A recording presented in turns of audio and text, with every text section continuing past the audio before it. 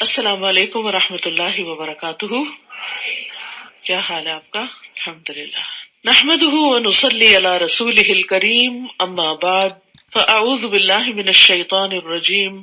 بسم اللہ الرحمن الرحیم. رب اشرح لي صدری ويسر لي امری واحلل عقدۃ من لسانی یفقهوا قولی. قیامت کے دن قرآن مجید سفارشی بن کے آئے گا. ابو امامہ باہلی رضی اللہ عنہ سے مروی ہے، وہ کہتے ہیں کہ میں نے رسول اللہ صلی اللہ علیہ وسلم کو فرماتے ہوئے سنا، قرآن کی تلاوت کرو، بلا شبہ قیامت کے دن یہ اپنے ساتھیوں کی سفارش کے لیے آئے گا. تو اس لیے قرآن پڑھتے رہنا چاہیے، قرآن کے ساتھ تعلق مضبوط رہنا چاہیے. زندگی کا کوئی دن ایسا نہ گزرے کہ جس میں انسان قرآن سے تعلق نہ رکھتا ہو. قاری قرآن کے لیے عزت کا تاج اور اللہ کی رضامندی ہے. ابو ہریرہ رضی اللہ عنہ سے روایت ہے کہ نبی صلی اللہ علیہ وسلم نے فرمایا، قیامت کے دن قرآن آئے گا اور کہے گا، اے میرے رب، اس قاری قرآن کو زیور پہنا دیں. تو اس شخص کو عزت کا تاج پہنایا جائے گا. امیجن کریں کہ وہ کتنا خوبصورت ہوگا. پھر قرآن کہے گا، اے میرے رب، اس میں اضافہ فرمائیں، یعنی ابھی اور بھی. تو اس کو عزت کا لباس پہنا دیا جائے گا. پھر قرآن کہے گا، اے میرے رب، اس سے راضی ہو جائیں. تو اللہ تعالیٰ اس شخص سے راضی ہو جائے گا. پھر اس سے کہا جائے گا، قرآن پڑھتے جاؤ اور جنت کے درجات چڑھتے جاؤ. ہر آیت کے ساتھ ایک نیکی بھی زیادہ کر دی جائے گی، ہر آیت کے ساتھ ایک درجہ بلند کر دیا جائے گا. والدین کے سر پر نور کا تاج پہنانے کا باعث ہوگا. بریدہ رضی اللہ عنہ سے روایت ہے، وہ کہتے ہیں کہ رسول اللہ صلی اللہ علیہ وسلم نے فرمایا، جس نے قرآن پڑھا اور سیکھا اور اس پر عمل کیا، یعنی صرف حافظ قرآن ہونا کافی نہیں، من قرأ القرآن وتعلم وعمل به، تو اس کے والدین کو قیامت کے دن نور کا ایسا تاج پہنایا جائے گا جس کی روشنی سورج کی روشنی کی طرح ہوگی، اور اس کے والدین کو ایسے 2 ریشمی حلے پہنائے جائیں گے، یعنی لباس، کہ پوری دنیا بھی ان 2 حلوں کی قیمت کے برابر نہ ہوگی، یعنی اتنے قیمتی اور اتنے مہنگے ہوں گے.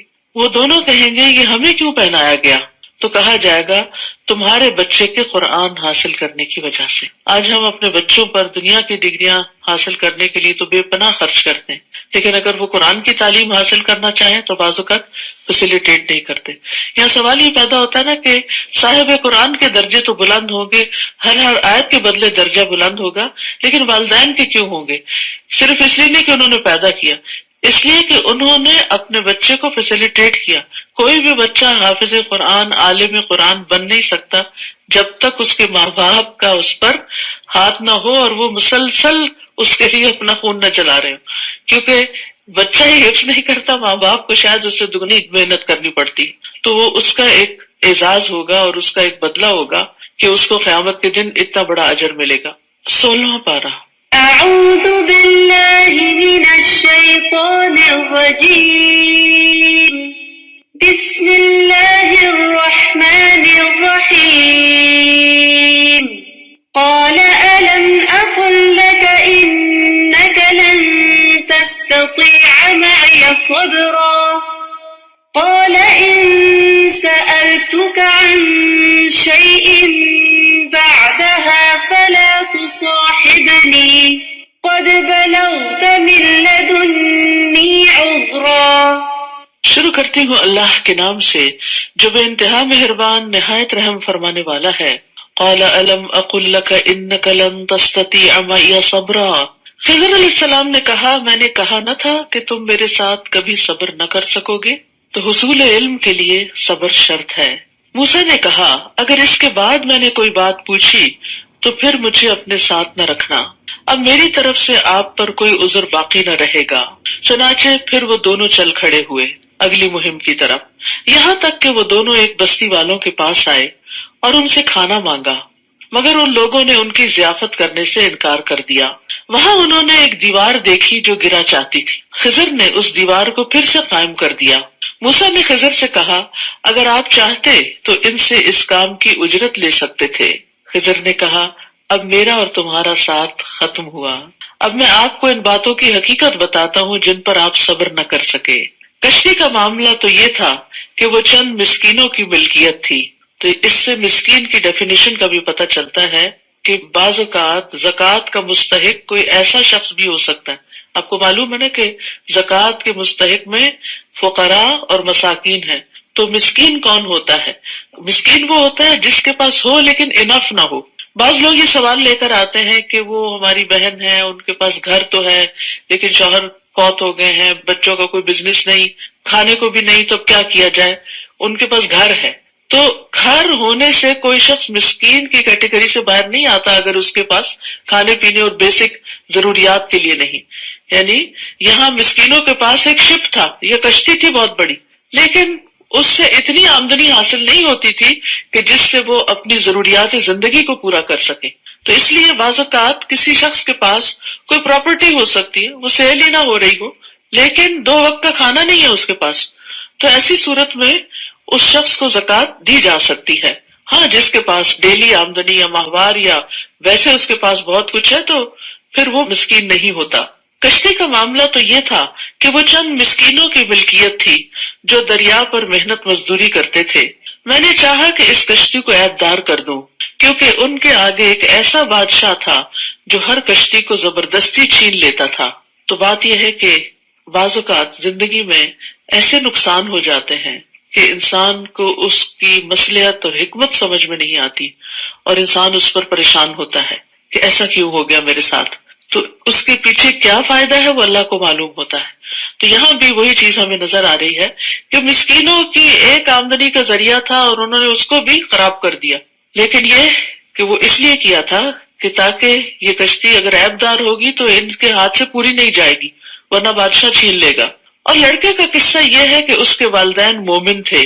ہمیں اندیشہ ہوا کہ یہ لڑکا اپنی سرکشی اور کفر کی وجہ سے ان پر کوئی مصیبت نہ لا کھڑی کرے. تو اللہ سبحانہ وتعالیٰ کس طرح اپنے دوستوں کے لیے حسن تدبیر کرتا ہے. بظاہر تکلیف دہ معاملہ ہوتا ہے لیکن اس کے باطن میں اللہ کی رحمت ہوتی ہے. تو مومن کے لیے اللہ کی تقدیر اپنی خواہش سے بہتر ہوتی ہے.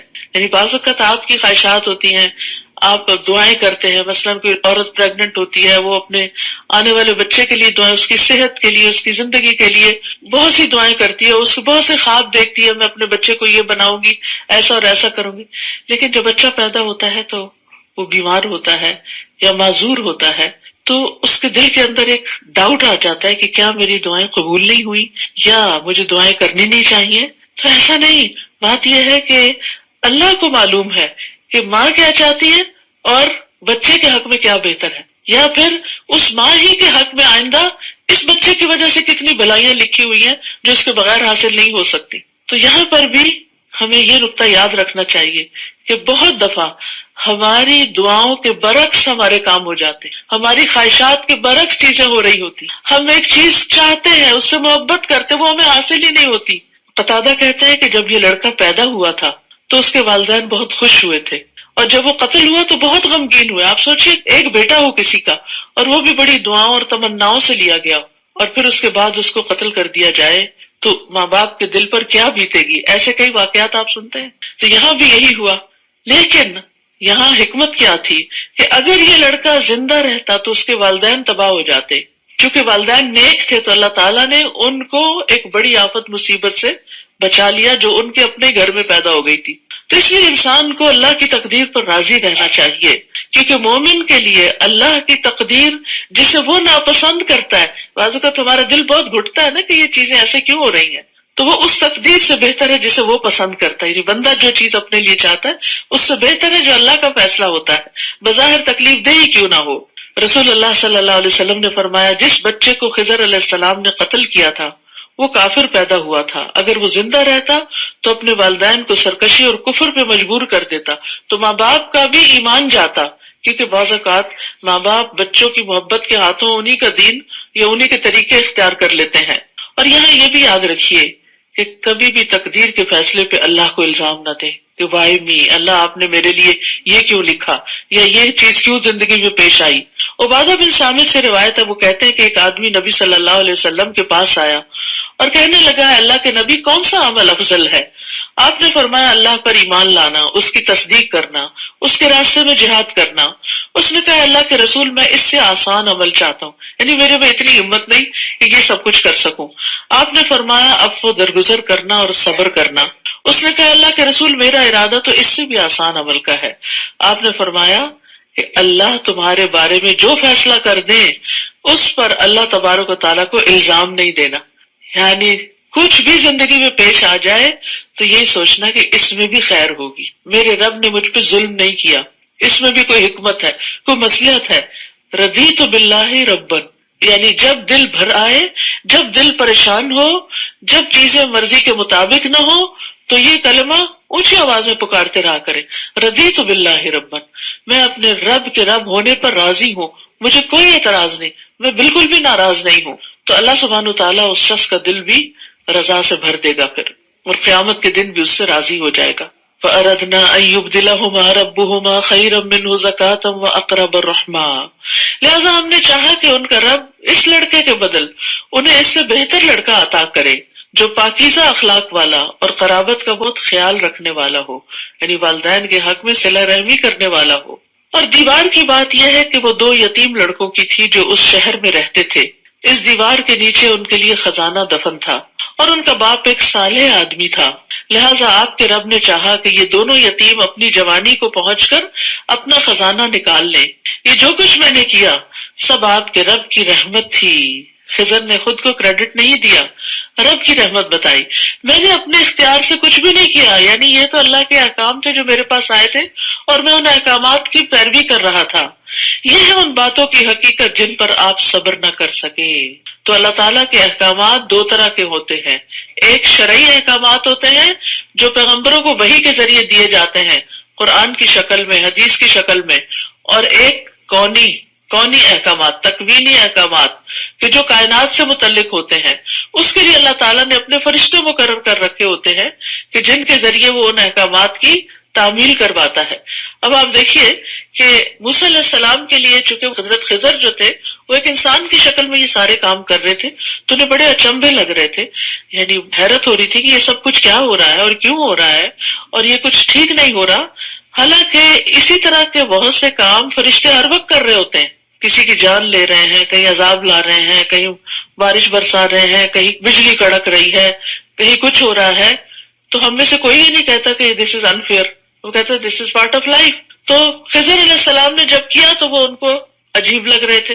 لیکن جب بھی کوئی شخص اللہ کے حکم سے کوئی کام کرتا ہے، وہ انسان ہو، وہ فرشتہ ہو، وہ پیغمبر ہو، ہماری عقل میں اگر وہ نہیں سماتا، ہماری عقل سے وہ بالا ہے، تو اس پر ہمیں اللہ کے فیصلوں پہ راضی ہو جانا چاہیے، اس پر ایمان لے آنا چاہیے، کیونکہ اسی کے اندر خیر ہوتی ہے. اور یہاں جو آخری واقعہ پیش آیا کہ جس بستی والوں نے انہیں کھانا نہیں دیا، وہاں خضر نے ایک دیوار بنا دی. یہ دیوار کیوں بنائی گئی تھی؟ یتیم بچوں کے خزانے کو محفوظ کرنے کے لیے. اور کہا جاتا ہے کہ وہ باپ عالم تھا اور بچوں کے لیے بہت سی کتابیں چھوڑ کر گیا تھا جو وہ اس کے نیچے تھی. یعنی خزانے سے مراد صرف مال دولت نہیں تھی بلکہ علم کا خزانہ تھا، کیونکہ علم کی دولت دنیا کی دولت سے کہیں زیادہ بہتر ہوتی ہے. باقی دولت تو انسان کے ہاتھ سے چلی جاتی ہے، لیکن علم جو ہے وہ انسان کے ساتھ قبر میں بھی جاتا ہے. یہاں سے ایک اور بڑی اہم بات پتہ چلتی ہے، وہ یہ کہ نیک آدمی کی اولاد کی حفاظت کی جاتی ہے. یعنی آپ اگر نیک کام کرتے ہیں، اچھے کام کرتے ہیں، تو اس کا صلہ اگر آپ کو اپنی زندگی میں نظر نہیں آتا تو آپ اولاد کی خوشیوں کی شکل میں دیکھیں گے. اور والدین کی نیکیوں اور اس کی عبادت کی برکت سے اولاد کو دنیا اور آخرت میں بھلائیاں ملتی ہیں، کیونکہ دنیا میں وہ ان کے نام سے کماتا ہے اور آخرت میں وہ والدین کی سفارش کا بھی حقدار ہو سکتا ہے. یعنی اگر اولاد اتنی نیک نہیں، ماں باپ بہت نیک تھے تو اولاد کے حق میں سفارش کریں، جیسے حافظ قرآن کو شفاعت کا حق ملے گا، یا اسی طرح اور بھی. اور پھر اولاد کے جنت میں بھی درجے بلند کیے جائیں گے اپنے والدین کی ملاقات کے لیے. اور والدین کی نیکیوں کے سبب اولاد کی بعض پریشانیاں بھی دور ہوتی ہیں، ان کی دعائیں بھی اولاد کے حق میں جب قبول ہوتی ہیں تو والدین کے لیے باعث اطمینان ہوتی ہیں. کسی کا کہنا ہے کہ جب بھی میں کسی سلجھے ہوئے خوشحال نوجوان کو دیکھتا ہوں تو مجھے یقین ہو جاتا ہے کہ ضرور اس کا باپ صالح اور نیک آدمی ہوگا، تب یہ بچہ اتنا سلجھا ہوا ہے. اور مجھے اس آیت کی صداقت نظر آنے لگتی ہے، وَكَانَ أَبُوهُمَا صَالِحًا. تو باپ اگر نیک ہو تو فائدہ دنیا میں ہی اولاد کو ہونے لگتا ہے. ڈاکٹر نبیل عوضی کہتے ہیں کہ مجھے جب نوافل کی ادائیگی میں سستی اور کاہلی ہونے لگتی ہے تو مجھے اپنے بیٹے کی دنیا کی پریشانیاں یاد آتی ہیں کہ کہیں نوافل کی ادائیگی میں میری سستی میری اولاد کی پریشانی کا باعث نہ بنے. یعنی بچے ایگزام کے لیے پریشان ہیں، پڑھائی میں، بزنس میں، جاب میں، اپنی فیملی لائف میں، اپنے بچوں کی وجہ سے پریشان ہیں، تو آپ دیکھیں کہ جب والدین بزرگ ہو جاتے ہیں تو ان کا کام پھر کیا رہ جاتا ہے؟ دعائیں اور نوافل اور عبادت، اور سب سے زیادہ تڑپ کے جو ماں باپ کی دعائیں ہوتی ہیں وہ اولاد ہی کے لیے نکلتی ہیں. تو اس لیے وہ کہتے ہیں کہ کان ابوہما صالحا، اگر ماں باپ نیک ہوں گے، خصوصاً اگر باپ نیک ہوگا تو پھر اس کے اثرات جو ہے، یہ نہیں کہ ماں نہیں، لیکن یہاں باپ کا چونکہ لفظ استعمال ہوا ہے اس لیے ظاہری معنی کے اوپر. عبداللہ بن مسعود رضی اللہ عنہ جب رات میں نوافل ادا کر رہے ہوتے تھے تو اپنے چھوٹے بچے کو سویا ہوا دیکھ کر کہتے تھے، من اجلک یا بنیا، اے میرے بیٹے یہ تیرے روشن مستقبل کے لیے، یعنی میں نفل پڑھ رہا ہوں. اور روتے ہوئے اللہ تعالیٰ کا یہ قول پڑھتے تھے، وَكَانَ أَبُوهُمَا صَالِحًا، کہ ان بچوں کا جن کا خزانہ محفوظ ہو ان کا باپ نیک تھا، تو میں اس لیے نیک بن رہا ہوں تاکہ میری اولاد کو پریشانی نہ ہو. ابن مسیب کہتے ہیں، اے میرے بیٹے بے شک میں نے تیرے فائدے کی خاطر اپنی نماز کی رکعتیں یا قیام زیادہ کر لیا، یعنی بچوں کے فائدے کے لیے نمازیں زیادہ کر دی. اور یہ نوافل، فرض تو سب کے اپنے اپنے ہی ہوتے ہیں، نوافل زیادہ کر لیے اس امید پر کہ تمہارے بارے میں میری حفاظت کی جائے گی، نہیں مجھے تمہاری طرف سے کوئی پریشانی نہیں دیکھنی پڑے گی. یاد رکھیے اولاد کی پریشانی جو ہوتی ہے وہ ماں باپ کو اپنی پریشانی سے بھی آگے ہوتی ہے. وہ اپنے آپ کو بھول جاتے ہیں، اپنا دکھ بھول جاتے ہیں، لیکن بچوں کا دکھ ان سے دیکھا نہیں جاتا. تو پھر وہ یہی آیت تلاوت کرتے تھے، وَكَانَ أَبُوهُمَا صَالِحًا. تو یاد رکھیے کہ جب اپنے بچوں کے اندر کوئی خرابی دیکھیں، ان کے اندر بگاڑ دیکھیں، ان کے اندر دین سے دوری دیکھیں، تو اپنی نماز، اپنی عبادت، اپنا صدقہ خیرات اور اپنی اصلاح کی طرف توجہ دیں. تو انشاءاللہ جب آپ کے اندر خیر آئے گی تو وہ خیر بچوں میں بھی ٹرانسفر ہوگی، وہ بھی اس سے فائدہ اٹھائیں گے. اور اکثر لوگ بچوں کو یہ تانا بھی دیتے نا، تم کیا ہو، تم تو اپنے ماں باپ کی وجہ سے ہی سب کچھ ہو. تو یہ ہر ایک کے لیے ہوتا ہے، کسی خاص بچے کے لیے نہیں ہوتا. سب بچے اپنے ماں باپ ہی کی وجہ سے کچھ بنتے ہیں، یعنی اللہ کا فضل تو obviously ماں باپ پر ہوتا ہے کہ وہ جو بچوں کے اندر محنت کرتے ہیں، لیکن بچے والدین ہی کی وجہ سے آگے بڑھتے ہیں. وہ والدین ہی ان کو یہودی یا عیسائی یا مجوسی بنا دیتے ہیں، یا پھر یہ کہ دین فطرت پر لے آتے ہیں. تو یہ ایک بہت بڑا کردار ہوتا ہے ماں باپ کا، یعنی پیرنٹنگ میں یہ اصول ہمیشہ یاد رکھیں. ہم بظاہر بہت سارے طریقے اختیار کرتے ہیں، لیکن یہ والی بات بھول جاتے ہیں کہ بچہ اگر جھوٹ بول رہا ہے تو کہیں ہم نے تو نہیں بولا. بچے نے اگر کہیں کوئی چیز آگے پیچھے ہیرا پھیری کی، کہیں بچپن میں ہم نے بھی تو ایسا غلط کام نہیں کیا تھا. تو انشاءاللہ جب آپ اپنی اصلاح کر لیں گے، آپ اپنی غلطیوں پر توبہ کر لیں گے، تو پھر انشاءاللہ آپ کے بچوں کے اندر بھی خیر ہوگی. وَيَسْأَلُونَكَ عَنْ ذِي الْقَرْنَيْنِ قُلْ سَأَتْلُو عَلَيْكُمْ مِنْهُ ذِكْرًا. لوگ آپ سے ذوالقرنین کے بارے میں پوچھتے ہیں، آپ انہیں کہیے کہ ابھی میں اس کا کچھ حال تمہیں سناؤں گا. بلا شبہ ہم نے اسے زمین میں اقتدار بخشا تھا اور ہر طرح کا ساز و سامان بھی دے رکھا تھا، چنانچہ وہ ایک راہ پر چل کھڑا ہوا، یعنی اس نے کچھ اسباب اختیار کیے کیونکہ اللہ تعالیٰ نے اس کو زمین میں بادشاہت عطا کی تھی اور ہر طرح کے وسائل، ریسورسز بھی دے رکھے تھے. تو جب اللہ تعالیٰ وسائل دے، اختیار دے، اقتدار دے، تو انسان کو اچھے اچھے کاموں میں اپنے ان سب چیزوں کو استعمال کرنا چاہیے. حتیٰ کہ وہ سورج غروب ہونے کی حد تک پہنچ گیا، اسے یوں معلوم ہوا جیسے سورج سیاہ کیچڑ والے چشمے میں ڈوب رہا ہے. وہاں اس نے ایک قوم دیکھی. ہم نے کہا، اے ذوالقرنین، تجھے اختیار ہے، خواہ تو ان کو سزا دے یا ان سے نیک رویہ اختیار کرے. یعنی ہم نے تجھے اتنی اتھارٹی دی ہے کہ چاہے تم ان کو سزا دو یا ان پہ احسان کرو، کوئی فرق نہیں پڑتا، ہم تم سے نہیں پوچھیں گے. ذوالقرنین نے کہا، جو شخص ظلم کرے گا اسے تو ہم بھی سزا دیں گے، پھر جب وہ اپنے رب کی طرف لوٹایا جائے گا تو وہ اور بھی سخت عذاب دے گا. یہ ہے انصاف کی بات. وَأَمَّا مَنْ آمَنَ وَعَمِلَ صَالِحًا فَلَهُ جَزَاءً الْحُسْنَى وَسَنَقُولُ لَهُ مِنْ أَمْرِنَا يُسْرًا. البتہ جو ایمان لے آیا اور نیک عمل کیے اسے اچھا بدلہ ملے گا اور اسے ہم اپنے آسان سے کام کرنے کو کہیں گے. یعنی نیک لوگوں کے لیے زندگی میں، دنیا میں بھی آسانیاں ہوتی ہیں. پھر وہ ایک اور راہ پہ چل پڑا، یعنی کچھ اور اسباب اختیار کیے، حتیٰ کہ وہ طلوع آفتاب کی حد تک جا پہنچا، یعنی مشرقی کنارے پہ جا پہنچا. اسے ایسا معلوم ہوا کہ سورج ایسی قوم پر طلوع ہو رہا ہے کہ سورج اور اس کی قوم کے درمیان ہم نے کوئی آڑ نہیں بنائی. واقعہ ایسا ہی تھا، اور ذوالقرنین کو جو حالات پیش آئے اسے ہم خوب جانتے ہیں. پھر وہ ایک تیسری راہ پر چل پڑا، حتیٰ کہ وہ دو بلند گھاٹیوں کے درمیان جا پہنچا۔ وہاں ان کے پاس اس نے ایسی قوم دیکھی جو بات بھی نہ سمجھتی تھی۔ وہ کہنے لگے، اے ذوالقرنین، یاجوج اور ماجوج نے اس زمین میں فساد مچا رکھا ہے، اگر ہم آپ کو کچھ چندہ اکٹھا کر دیں تو کیا آپ ہمارے اور ان کے درمیان ایک دیوار چن دیں گے، یعنی ہماری مدد کریں؟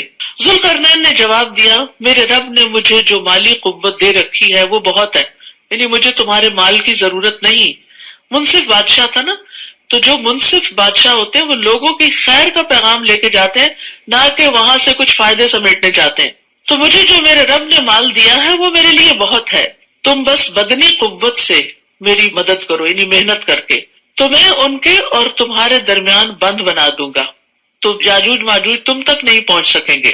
تو اس سے یہ پتہ چلتا ہے کہ ایک عادل بادشاہ جو ہے وہ اپنے رعایا کے حقوق کی حفاظت کرتا ہے، ان کی ضروریات کو پورا کرتا ہے، ان کی سرحدوں کی اصلاح کرتا ہے، اور جس مال کو وہ بیت المال میں جمع کرتا ہے ان کو وہ اچھے کاموں اور اچھے پروجیکٹس میں استعمال کرتا ہے۔ اور اچھا انتظام کرنے کے لیے بادشاہ پہ 3 شرائط عائد ہوتی ہیں۔ پہلی بات، اس خزانے میں سے اپنے لیے کچھ خاص نہ کرے، یعنی وہ اس خزانے پہ اپنا ذاتی تصرف نہ کرے اور اس پر یہ نظر نہ رکھے کہ میں اس سے کیا فائدہ اٹھاؤں۔ دوسرا یہ ہے کہ سب سے پہلے ضرورت مندوں پر خرچ کرنے سے ابتدا کرے اور ان کی مدد کرے، غریب لوگ اور جو محتاج ہیں ان سے آغاز کرے۔ اور تیسرے، لوگوں کے مرتبوں کے مطابق عطیات دینے میں مساوات سے کام لے، یعنی جو لوگ اس مملکت کے اندر بڑے بڑے کام کر رہے ہوں ان کو جب کوئی سیلری یا کوئی گفٹ یا ان کے اپریسیشن کے لیے کوئی ٹوکن دیا جائے تو پھر سب کے ساتھ مساوات بھی برتی جائے، لیکن جو رعایا کی ضرورت پوری نہ کرے اس کے لیے وعید بھی ہے۔ رسول اللہ صلی اللہ علیہ وسلم نے فرمایا، اللہ عز و جل جس شخص کو مسلمانوں کے امور کا والی اور ذمہ دار بنائے اور پھر وہ ان کی ضروریات، حاجت مندی اور فقیری میں ان سے ملنے سے گریز کرے تو اللہ بھی اس سے حجاب فرما لے گا، جبکہ وہ ضرورت مند ہوگا، محتاج ہوگا اور فقیر ہوگا۔ آتونی زبر الحدید، مجھے لوہے کی چادریں لا دو۔ ذوالقرنین نے جب ان چادروں کو ان دونوں گھاٹیوں کے درمیان برابر کر کے خلا کو پاٹ دیا تو ان سے کہا کہ اب آگ دہکاؤ، حتیٰ کہ جب لوہے کی چادریں آگ کی طرح سرخ ہو گئی تو اس نے کہا اب میرے پاس پگھلا ہوا تانبا لاؤ کہ میں ان چادروں کے درمیان بہا کر پیوست کر دوں، یعنی اس کو بالکل برابر کر دوں۔ تو اس سے یہ پتہ چلتا ہے کہ ذوالقرنین نے سارا کام اپنے ہاتھ میں نہیں لیا ہوا تھا، بلکہ اس کو ڈیلیگیٹ کیا اور سب کا تعاون بھی حاصل کیا۔ تو جو لوگ مل جل کر کام کرتے ہیں، کوئی چادریں لا رہا ہے اور کوئی ان کو تپا رہا ہے اور کوئی تانبا پگھلا رہا ہے اور پھر کوئی الٹا رہا ہے، تو اس سے کیا ہوتا ہے، بہت بڑے بڑے کام ہو جاتے ہیں۔ اور جب ہم اکیلے ہی سب کام کرنے کو چل پڑتے ہیں اور اپنے ہی ہاتھ میں سب کچھ لے لیتے ہیں تو پھر بڑا کام نہیں ہو سکتا۔ اس لیے نیکی کے کاموں میں جہاں دوسروں سے تعاون کرنا چاہیے وہاں دوسروں کا تعاون بھی خوشی سے لینا چاہیے، ان کو ویلکم کرنا چاہیے، ان کے آئیڈیاز کو ویلکم کرنا چاہیے، ان کی مدد لینے کو خوشی کا باعث سمجھنا چاہیے کہ آپ ان کو نیکی کا موقع دے رہے ہیں۔ کیونکہ بعض اوقات ہم یہ کہتے ہیں کیا کسی کو تکلیف دینی، کیا اس کو کہنا، نہیں، جب آپ کسی کو کچھ کہتے ہیں تو اس کو بھی ایک اچھے کام کا موقع ملتا ہے۔ بعض لوگ ہوتے ہیں ان کو نیکی کے کام کے اور بڑے بڑے کاموں کے بڑے خوبصورت آئیڈیاز آتے رہتے ہیں، لیکن کچھ لوگوں کا دماغ اس طرح کام نہیں کرتا۔ کچھ لوگ جو ہیں وہ دور تک دیکھ سکتے ہیں چیزوں کو، اور کچھ لوگ قریب کی چیزیں بھی انہیں سمجھ نہیں آتی کیا کرنی ہے۔ تو ایسے میں جن لوگوں کو اللہ نے ذہنی صلاحیت دی ہو، لیڈرشپ کے مقام پر فائز کیا ہو، انہیں چاہیے کہ وہ بندوں سے کام لینا بھی جانے۔ یعنی ایک بہت بڑی کوالٹی ہوتی ہے کہ آپ کسی کو کام لگا دیں۔ ایک ہے آپ خود محنت مزدوری کریں جیسے کوئی مزدور کر رہا ہوتا ہے، ایک ہے کوئی ایسا بزنس شروع کرتا ہے کہ 1000 لوگوں کو محنت مزدوری پہ لگا دیتا ہے، کتنے لوگوں کی جاب نکال دیتا ہے اس میں سے۔ تو یہ ظاہر ہے obviously ایک بڑا کام ہے۔ تو ہمیشہ صرف خود ہی کام کرنے کا نہ سوچیں، دوسروں کو بھی کام لگائیں۔ اسی طرح گھر کے اندر بھی اپنے بچوں کو بھی ساتھ کام لگائیں، اور اکٹھے کام کرنے سے باہم محبت بھی پیدا ہوتی۔ فَمَسْتَطَاعُوا أَن يَظْهَرُوهُ وَمَسْتَطَاعُوا لَهُ نَقْبًا۔ اس طرح یہ بند ایسا بن گیا کہ یاجوج ماجوج نہ تو اس کے اوپر چڑھ سکتے تھے اور نہ ہی اس میں کوئی سوراخ کر سکتے تھے۔ ذوالقرنین کہنے لگا یہ میرے رب کی رحمت سے بن گیا ہے، مگر میرے رب کے وعدے کا وقت آ جائے گا تو وہ اس بند کو پیوند خاک کر دے گا، یعنی اللہ کے سامنے تو یہ دیوار کچھ بھی نہیں، اور میرے رب کا وعدہ برحق ہے۔ اس دن ہم لوگوں کو کھلا چھوڑ دیں گے، قیامت کے دن، کہ وہ ایک دوسرے سے گتھم گتھا ہو جائیں، اور سور پھونکا جائے گا، پھر ہم سب لوگوں کو اکٹھا کر دیں گے۔ حشر کا مطلب ہوتا ہے جمع کرنا، ان کو جمع کر دیں گے۔ اس دن ہم جہنم کو کافروں کے سامنے لے آئیں گے جن کی آنکھوں پر میرے ذکر سے غفلت کا پردہ پڑا ہوا تھا اور وہ کچھ سننے کو ہی تیار نہ تھے۔ استغفر اللہ۔ یہ دو فیکلٹیز جو استعمال نہیں کرتا رب کو پہچاننے کے لیے اور رب کی یاد کے لیے، تو پھر وہ بہت ناشکرا انسان ہوتا ہے۔ کیا کافروں نے یہ سمجھ رکھا ہے کہ وہ مجھے چھوڑ کر میرے بندوں کو ہی کارساز بنا لیں گے؟ ہم نے ایسے لوگوں کی مہمانی کے لیے جہنم تیار کر رکھی ہے۔ آپ ان سے کہیے، کیا ہم تمہیں بتائیں کہ لوگوں میں اعمال کے لحاظ سے سب سے زیادہ نقصان اٹھانے والے کون ہیں؟ یعنی جو کام بھی کرتے ہیں لیکن انہیں ان کے کام کا کوئی فائدہ نہیں ہوگا بلکہ الٹا نقصان ہی ہوگا۔ یہ وہ لوگ ہیں جنہوں نے اپنی تمام تر کوشش دنیا کی زندگی کے لیے ہی کھپا دی۔ ان کی نیت، ارادہ، ان کا غم، ہم، فکر، سب کا سب صرف دنیا تھی، اور جو کچھ انہوں نے کیا صرف دنیا کے فائدے کے لیے کیا۔ پھر وہ یہ بھی سمجھے بیٹھے ہیں کہ وہ بڑے اچھے کام کر رہے ہیں، یعنی اپنے کاموں پر، اپنی کارکردگی، پرفارمنس پر بڑے خوش بھی ہیں۔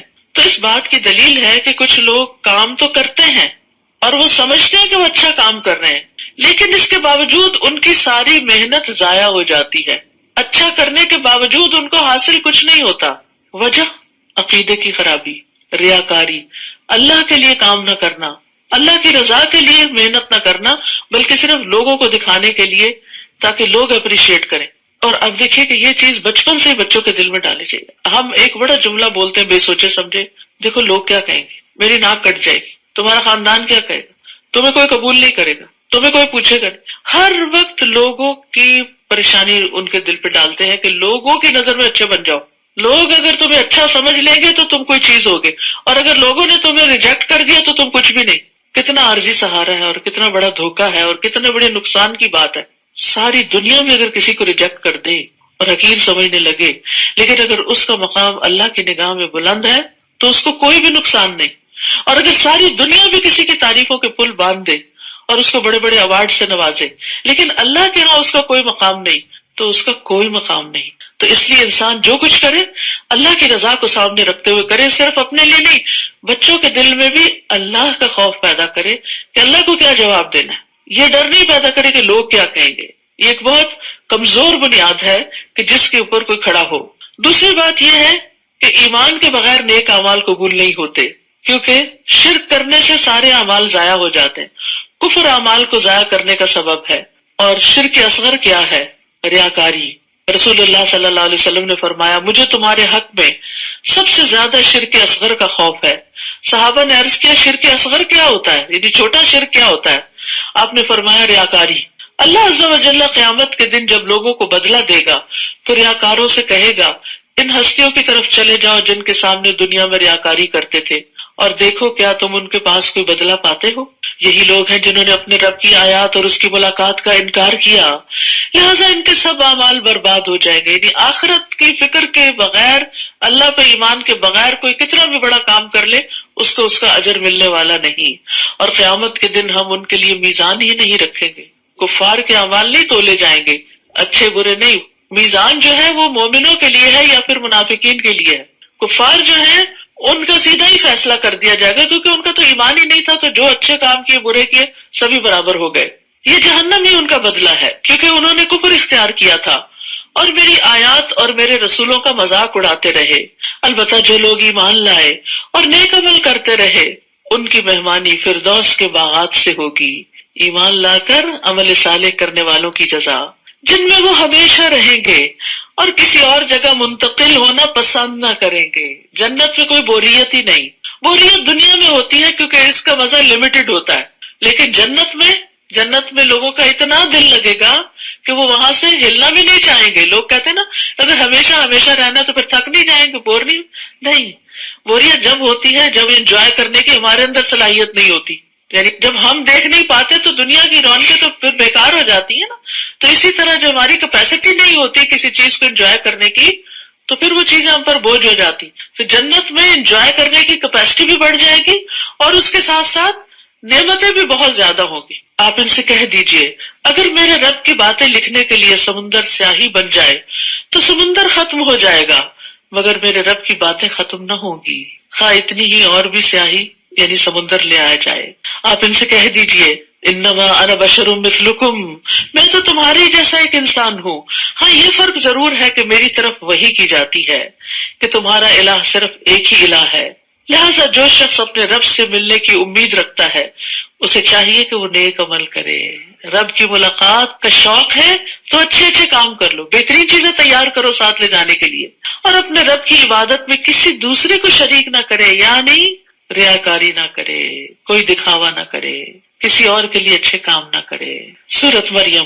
بسم اللہ الرحمن الرحیم كافها يا عين صاد ذكر رحمة ربك عبده زكريا إذ نادى ربه نداء خفيا قال رب إني وهن العظم مني واشتعل الرأس شيبا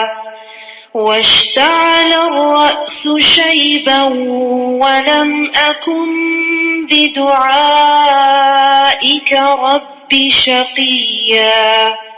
شروع کرتی ہوں اللہ کے نام سے جو بے انتہا مہربان نہایت رحم فرمانے والا ہے۔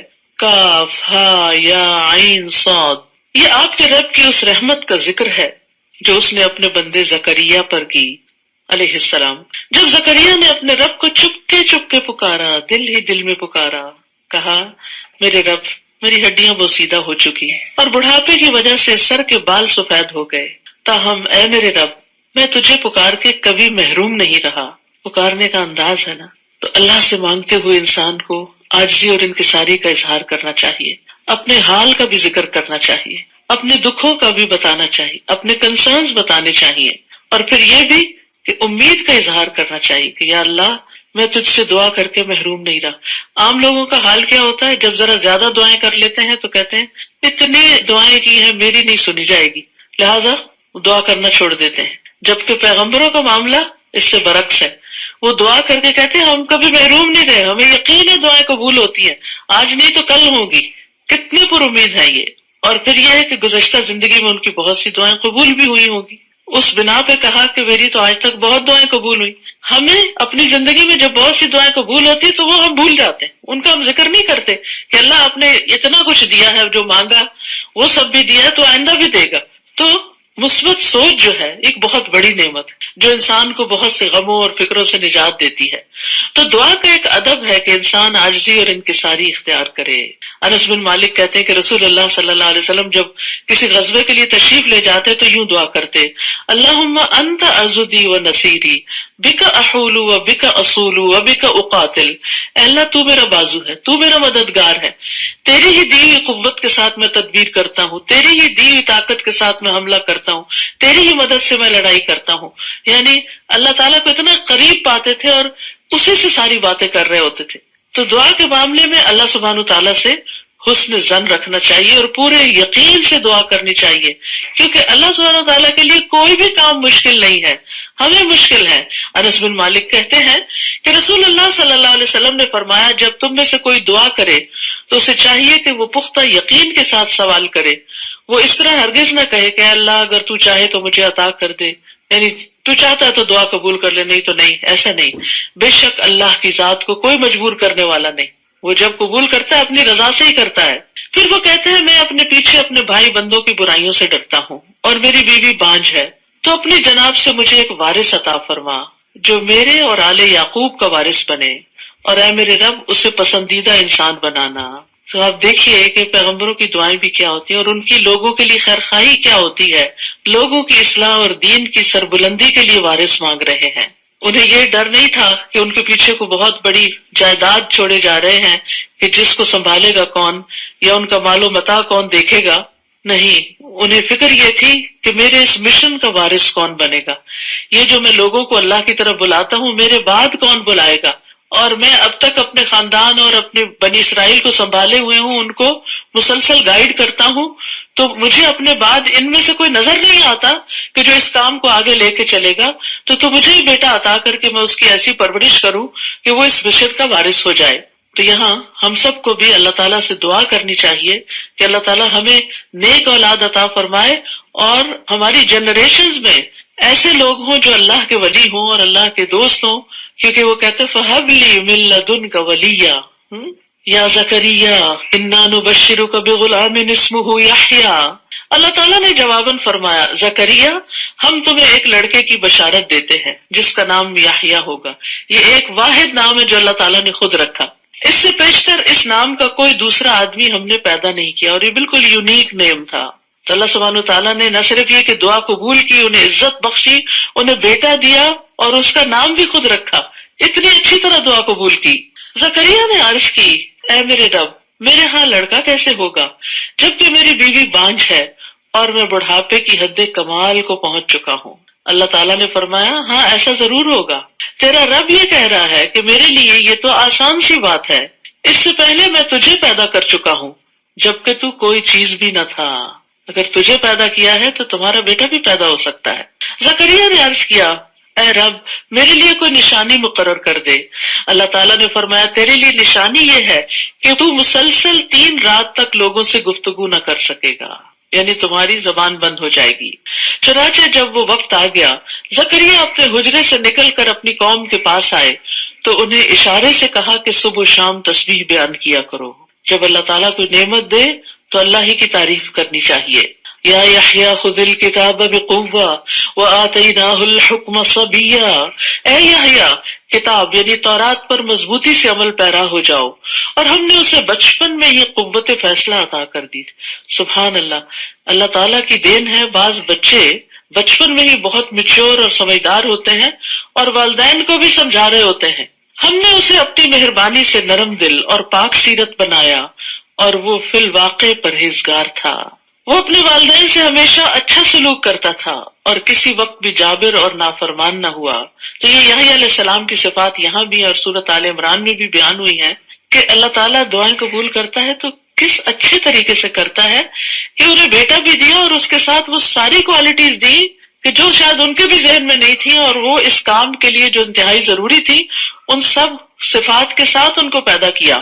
وَسَلَامٌ عَلَيْهِ يَوْمَ وُلِدَ وَيَوْمَ يَمُوتُ وَيَوْمَ يُبْعَثُ حَيًّا، اس دن پر سلامتی ہو جس دن وہ پیدا ہوئے، اور اس دن بھی جب وہ مریں گے، اور اس دن بھی جب وہ دوبارہ زندہ کر کے اٹھائے جائیں گے۔ یاد رکھیے یہ 3 مواقع بڑی وحشت کے مواقع ہوتے ہیں۔ جب انسان ماں کے پیٹ سے دنیا میں آتا ہے تو پھر روتا ہے، ایک دم اس کو وحشت ہوتی ہے کہ یہ کہاں آ گیا ہوں، کیونکہ اب تک وہ کتنے کمفرٹ زون میں ہوتا ہے، اتنا پروٹیکٹڈ ہوتا ہے، کوزی جگہ پر ہوتا ہے، تو ایک دم وہ دنیا میں آتا ہے تو اس کے لیے تکلیف دہ ہوتا ہے۔ دوسرے جب موت کا فرشتہ آتا ہے تو انسان ایسی چیز دیکھتا ہے جو اس نے پہلے کبھی نہیں دیکھی ہوتی، نزا کا اور قبر تک جانے کا بڑی وحشت کا دن ہوتا ہے کہ جس میں دوسرے لوگ اسے نہلا رہے ہوتے ہیں اور کفنا رہے ہوتے ہیں اور قبر میں اکیلے کو رکھ رہے ہوتے ہیں، تو وہ بھی وحشت کا دن ہے۔ اور تیسرے جب انسان قبروں سے نکلیں گے، حشر کے میدان میں لوگ گتھم گتھا ہو رہے ہوں گے اور ہر طرف ایک عجیب سی کیفیت ہوگی، ہر چیز تبدیل ہو چکی ہوگی، تو وہ بھی وحشت کا دن ہوگا۔ تو اللہ سبحانہ وتعالیٰ نے یحییٰ علیہ السلام کے لیے ان تینوں دنوں میں سلامتی کا وعدہ کیا کہ ان کے لیے ان 3 اوقات میں کوئی وحشت نہیں ہوگی۔ اپنے لیے بھی دعا مانگی یا اللہ ہمارے لیے بھی موت کے دن قبر میں اور آخرت میں وحشت نہ ہو، ہمیں تو اپنی طرف سے سلامتی سے نوازنا۔ اور اس کتاب میں مریم کا حال بھی ذکر کیجیے، جب وہ اپنے گھر والوں سے الگ ہو کر مشرقی جانب گوشہ نشین ہو گئی تھی۔ تفصیل اس کی سورۃ آل عمران میں گزر چکی ہے۔ اور پردہ ڈال کر ان سے چھپ گئی تھی، اس وقت ہم نے اس کی طرف اپنی روح یعنی فرشتے کو بھیجا جو ایک تندرست انسان کی شکل میں مریم کے سامنے آ گیا۔ وہ بولی اگر تمہیں کچھ اللہ کا خوف ہے تو میں تم سے اللہ کی پناہ مانگتی ہوں، کیونکہ ان کا کبھی کسی مرد سے انٹریکشن نہیں ہوا تھا اور وہ عبادت کے لیے آئی تھی اور ایک دم اپنی عبادت گاہ میں ایک مرد کو دیکھ کر بہت پریشان ہو گئی۔ تو انہوں نے شر دور کرنے کے لیے اور اس مرد کے شر سے جو ان کو پتہ نہیں تھا کہ فرشتے ہیں، پناہ مانگنے کے لیے اللہ عز و جل کا خوف دلایا کہ تم اللہ سے ڈرو۔ وہ بولے میں تو تمہارے رب کا بھیجا ہوا ہوں، میں تو فرشتہ ہوں، مرد نہیں ہوں، اور اس لیے آیا ہوں کہ تمہیں ایک پاک سیرت لڑکا دوں۔ وہ بولی میرے ہاں لڑکا کیسے ہوگا جبکہ مجھے کسی انسان نے چھوا تک نہیں اور میں بدکار بھی نہیں ہوں، یعنی کوئی سبب نہیں ہے بیٹا پیدا ہونے کا۔ وہ بولے ہاں ایسا ہی ہوگا، تمہارے رب نے فرمایا ہے کہ میرے لیے یہ آسان سی بات ہے، اور اس لیے بھی ایسا ہوگا کہ ہم اس لڑکے کو لوگوں کے لیے ایک نشانی بنائیں اور وہ ہماری طرف سے رحمت ہوگا اور یہ کام ہو کے رہے گا، ڈن۔ چنانچہ مریم کو اس بچے کا حمل ٹھہر گیا اور وہ اس حالت میں ایک دور کے مکان میں علیحدہ جا بیٹھی۔ پھر زچگی کی درد انہیں ایک کھجور کے تنے تک لے آئی تو کہنے لگی کاش میں اس سے پہلے مر چکی ہوتی اور میرا نام و نشان بھی باقی نہ رہتا۔ یعنی تکلیف بھی تھی اور اس بات کا خوف بھی تھا کہ اب اس بچے کو لے کے جائیں گی کہاں، اور خود وہ اتنی پرہیزگار اور نیک مشہور تھی، تو ایک نیک پاک دامن عورت سے کسی ایسی چیز کی توقع کوئی بھی نہیں کرتا، تو انہیں اپنی عزت کا بھی بہت خوف تھا۔ یعنی فزیکل النس بھی تھی اور ایموشنلی بھی پریشان تھی۔ اس وقت درخت کے نیچے سے فرشتے نے انہیں پکار کر کہا غمزدہ نہ ہو، اللہ تحزنی، تمہارے رب نے تمہارے نیچے ایک چشمہ بہا دیا ہے اور اس کھجور کے تنے کو زور سے ہلاؤ، وہ آپ پر تازہ پکی ہوئی کھجوریں گرائے گا۔ تو یاد رکھیے رزق کے لیے اسباب اختیار کرنا ضروری ہے۔ یعنی کھجوریں تھیں لیکن ہلانی خود پڑے گی۔ رزق اللہ کی طرف سے آتا ہے لیکن محنت انسان کو کرنی پڑتی ہے، اور وہ محنت اس تکلیف کے وقت میں بھی ان کو کرنی پڑ رہی تھی، اور اس لیے بھی کہ اس وقت ایکسرسائز بھی ہو جائے اور اس کے ساتھ ساتھ یہ کہ انرجی بھی ملے، اور زچہ کے لیے کھجور سب سے بہترین چیز ہے۔ اور آج کل آپ دیکھ رہے ہیں کہ افطار کے وقت اتنے لمبے دن کے بعد پانی اور کھجور کھانے کے بعد یوں لگتا سیراب ہو گئے اور کچھ کھانے کی ضرورت نہیں ہے۔ کیا برکت ہے رمضان کی، اور کیا برکت ہے سحری کھانے کی، اور کیا برکت ہے افطار کی، سبحان اللہ۔ یعنی ایک عجیب ایکسپیرینس ہے، آپ سبھی کر رہے ہوں گے اس کو۔ رمضان آنے سے پہلے سبھی ڈرے ہوں گے لنچ ٹائم پہ کیا ہوگا، بڑی سخت بھوک لگتی، پتہ نہیں کہاں غائب ہوئی ہے وہ بھوکیں ساری۔ یہ اللہ کی رحمت ہے، اور یہ ایک زبردست روحانی ایکسپیرینس ہوتا ہے جو اللہ سبحانہ و تعالیٰ ہر سال ہمیں کراتے ہیں، اور فزیکلی بھی اور ایموشنلی بھی ایک تزکیہ کرتے ہیں بندوں کا۔ تو رمضان ایک بہت بڑی نعمت ہے اللہ سبحانہ و تعالیٰ کی۔ تو بہرحال یہاں جو بات کی جا رہی ہے وہ یہ کہ انسان کو چاہیے کہ رزق کی تلاش میں کوئی نہ کوئی سبب اور ہیلا کرے، بیٹھا نہ رہے میں اللہ پہ توکل کرتا ہوں کچھ آ ہی جائے گا، ٹپک پڑے گا، نہیں، کچھ نہ کچھ کوشش کرنی پڑتی ہے۔ فَكُلِي وَاشْرَبِي وَقَرِّي عَيْنًا، بس کھاؤ پیو اور اپنی آنکھیں ٹھنڈی کرو۔ پھر اگر تمہیں کوئی آدمی دیکھے تو کہہ دینا میں نے اللہ کے لیے روزے کی نظر مانی ہے، لہذا آج کسی انسان سے بات نہ کروں گی۔ اب آئے گی الزامات کی بچھاڑ، تو اس کے جواب میں خاموشی۔ کتنا زبردست حل بتایا گیا۔ اور پھر اللہ کے لیے نظر مانی، ان کی شریعت میں چپ کا روزہ ہوتا تھا، شکر ہے ہماری بھی نہیں، ورنہ ہم دورہ قرآن کیسے کرتے۔ اور پھر ایک اور بات یہ کہ چپ اللہ کے لیے اور بولنا بھی اللہ کے لیے۔ تو اصل عبادت یہی ہوتی ہے کہ جو چیز اللہ تعالیٰ پسند کرے اس کو اس وقت پہ کر لینا، یہی اصل اطاعت ہے۔ یعنی اس پہ عقل یا لاجک اور یہ ساری چیزیں کاؤنٹ نہیں کرتی، اس پہ یہ دیکھنا پڑتا ہے کہ اللہ تعالیٰ کس مقرر وقت پہ آپ سے کیا چاہتے ہیں۔ سحری کے وقت کھانا روک دیں، افطاری کے وقت کچھ نہ کچھ ضرور کھائیں، چاہے پانی کا ایک گھونٹ ہی کیوں نہ ہو۔ تو یہاں پر اللہ سبحانہ تعالیٰ نے ان کو یہ کہا کہ آپ نے بولنا نہیں، بس چپ رہنا ہے۔ فَأَتَتْ بِهِ قَوْمَهَا تَحْمِلُهُ، پھر وہ اس بچے کو اٹھائے اپنی قوم میں آئی۔ وہ کہنے لگے مریم تو بہتان والی چیز لائی ہے، یہ تو کچھ اچھا نہیں کیا تم نے۔ اے ہارون کی بہن، نہ تو تیرا باپ کوئی برا آدمی تھا اور نہ ہی تیری ماں بدکار تھی۔ مریم نے اس بچے کی طرف اشارہ کر دیا تو وہ کہنے لگے ہم اس سے کلام کیسے کریں جو ابھی گود کا بچہ ہے۔ بچہ بول اٹھا، قال انی عبد اللہ آتانی الکتاب وجعلنی نبیا، میں اللہ کا بندہ ہوں، اللہ نے مجھے کتاب دی ہے اور نبی بنایا۔ سبحان اللہ، گود میں جو بچہ ہے اس کو نبوت عطا کر دی گئی ہے کہ یہ بڑا ہو کر اس کا کام کیا ہوگا۔ اور خاص طور پر یہ جو عیسیٰ علیہ السلام کی زبان سے کہلوایا گیا انی عبد اللہ، میں اللہ کا بندہ ہوں۔ تو جب بھی کوئی کرسچن آپ سے انٹریکٹ کرے اور عیسیٰ علیہ السلام کی پوزیشن پوچھنا چاہے کہ ہمارے دین میں کیا ہے، تو اس کو سورۃ مریم پڑھنے کے لیے دیا کریں کہ ہماری کتاب حضرت مریم کے بارے میں کیا کہتی ہے اور حضرت عیسیٰ کے بارے میں کیا کہتی ہے کہ انی عبداللہ، میں اللہ کا بندہ ہوں، اور جہاں کہیں بھی میں رہوں اس نے مجھے بابرکت بنایا۔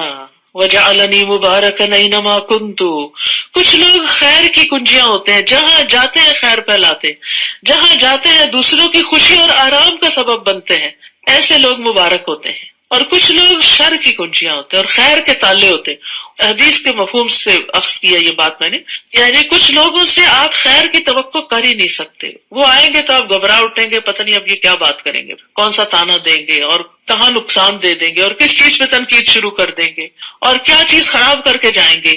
تو یہ ساری چیزیں شر سے تعلق رکھتی ہیں۔ تو اب یہاں پر آپ دیکھیے کہ اللہ نے ان کو مبارک بنایا، جہاں بھی میں ہوں، اینما کنتو وَأَوْصَانِي بِالصَّلَاةِ وَالزَّكَاةِ، اور جب تک میں زندہ رہوں مجھے نماز اور زکوٰۃ ادا کرنے کا حکم دیا، مَا دُمْتُ حَيًّا وَبَرًّا بِوَالِدَتِي وَلَمْ يَجْعَلْنِي جَبَّارًا شَقِيًّا، اور یہ بھی کہ میں اپنی والدہ سے بہتر سلوک کرتا رہوں، والدین نہیں صرف والدہ، کیونکہ والد تو تھے ہی نہیں، نیز اللہ نے مجھے جابر اور بدبخت نہیں بنایا۔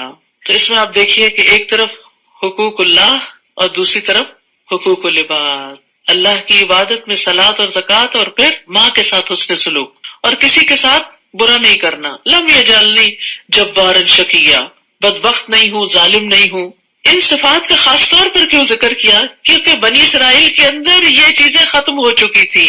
آج امت مسلمہ کا یہی حال ہے، نماز ختم ہو گئی ہے، زکوٰۃ ختم ہو گئی ہے۔ کسی وقت بھی آپ جا کے مسجدوں میں دیکھیں کتنے لوگ ملیں گے آپ کو، گھروں کے اندر آپ دیکھیں کیا اہتمام ہے نماز کا، اور پھر دوسری طرف زکوٰۃ بھی منمانے طریقے سے جو دینا وہ چیریٹی میں دیتے رہتے ہیں، باقاعدہ کیلکولیشن کر کے زکوٰۃ اینولی نہیں نکالتے، کیونکہ زکوٰۃ اس وقت تک ادا نہیں ہوتی جب تک اس کی نیت نہ ہو، جب تک اس کا حساب کتاب نہ ہو، اور جب تک وہ ان لوگوں کو نہ دی جائے جن کو دینا ضروری ہے، فریضہ ادا نہیں ہوتا۔ اور دوسری طرف والدین کے ساتھ آج اولاد کیا کر رہی ہے ہم سب جانتے ہیں۔ تو بنی اسرائیل جو تھے اس کے اندر یہی خرابیاں پیدا ہو چکی تھی، تو خاص طور پر عیسیٰ علیہ السلام ان خوبیوں کو لے کر آئے تھے۔ اور والدہ کا خیال اس لیے بھی کہ ان کے معاشرے میں بھی عورت بڑی کمزور تھی، عورت کے حقوق نہیں تھے، تو عیسیٰ علیہ السلام نے جب کہا کہ اپنی والدہ کے ساتھ اچھا سلوک کروں گا، تو یہ اصل میں عورت کے حقوق ہی کی ایک بات ہے۔ والسلام علی یوم ولدت و یوم اموت و یوم ابعث حیا، مجھ پر سلامتی ہو جس دن میں پیدا ہوا، جس دن میں مروں گا، اور اس دن بھی جب میں زندہ کر کے اٹھایا جاؤں گا۔ وہی تین مواقع ہیں وحشت کے جن میں سلامتی کی بات ہو رہی ہے۔ یہ ہے عیسیٰ ابن مریم کا قصہ، یہی سچی بات ہے جس میں وہ جھگڑا کر رہے ہیں۔ اللہ کو یہ شایع نہیں کہ کسی کو اپنا بیٹا بنائے، وہ ایسی باتوں سے پاک ہے۔ جب وہ کسی کام کا فیصلہ کرتا ہے تو بس یہ کہہ دیتا ہے کہ ہو جا، تو وہ ہو جاتا ہے۔ وَإِنَّ اللَّهَ رَبِّي وَرَبُّكُمْ فَاعْبُدُوهُ هَذَا صِرَاطٌ مُسْتَقِيمٌ، اور آپ انہیں بتائیں کہ اللہ ہی میرا اور تمہارا رب ہے، لہٰذا اسی کی عبادت کرو، یہی سیدھی راہ ہے۔ پھر مختلف گروہوں نے آپس میں اختلاف کیا، بس ایسے کافروں کے لیے ہلاکت ہے جو بڑے دن کی حاضری کا انکار کر رہے ہیں۔ جس دن وہ ہمارے پاس آئیں گے اس روز وہ خوب سن رہے اور دیکھ رہے ہوں گے، لیکن یہ ظالم آج کھلی گمراہی میں پڑے ہوئے ہیں۔ نیز انہیں پچھتاوے کے دن سے ڈرائیے، یوم الحسرہ، جب ہر کام کا فیصلہ کیا جائے گا۔ آج تو یہ لوگ غفلت میں پڑے ہیں اور ایمان نہیں لا رہے۔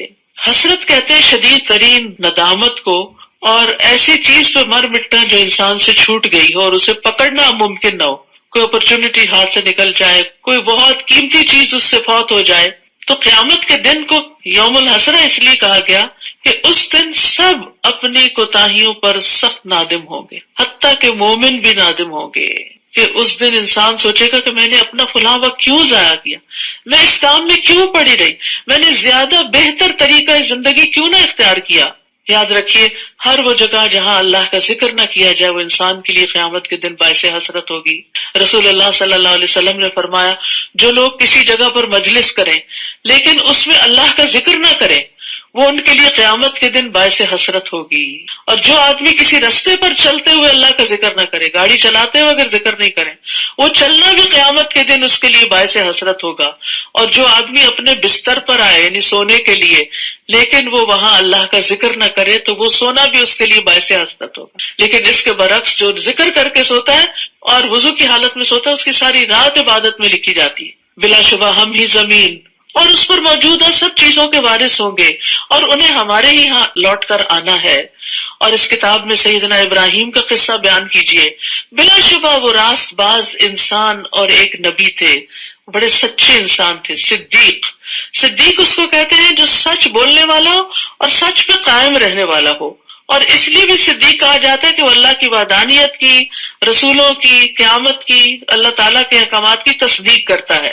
جب انہوں نے اپنے باپ سے کہا، ابا جان آپ ایسی چیزوں کی عبادت کیوں کرتے ہیں جو نہ سنتی ہیں نہ دیکھتی ہیں، نہ تمہارے کسی کام آ سکتی ہیں؟ ابا جان میرے پاس ایسا علم ہے جو آپ کے پاس نہیں آیا، لہٰذا میرے پیچھے چلیے، میں آپ کو سیدھی راہ بتاؤں گا۔ بعض اوقات ایسا ہوتا ہے کہ اولاد والدین سے زیادہ سمجھدار ہوتی ہے۔ ابا جان شیطان کی عبادت نہ کیجیے، وہ تو اللہ کا نافرمان ہے۔ کتنی زبردست لاجک دی انہوں نے۔ ابا جان مجھے خطرہ ہے کہ اللہ تعالیٰ سے آپ کو سزا ملے گی اور آپ شیطان کے ساتھی بن جائیں گے۔ یہاں پر آپ دیکھیں یا ابتی یا ابتی یا ابتی، 3 کنزیکٹو آیات یا ابتی سے شروع ہو رہی ہیں، پیار سے بات کر رہے ہیں۔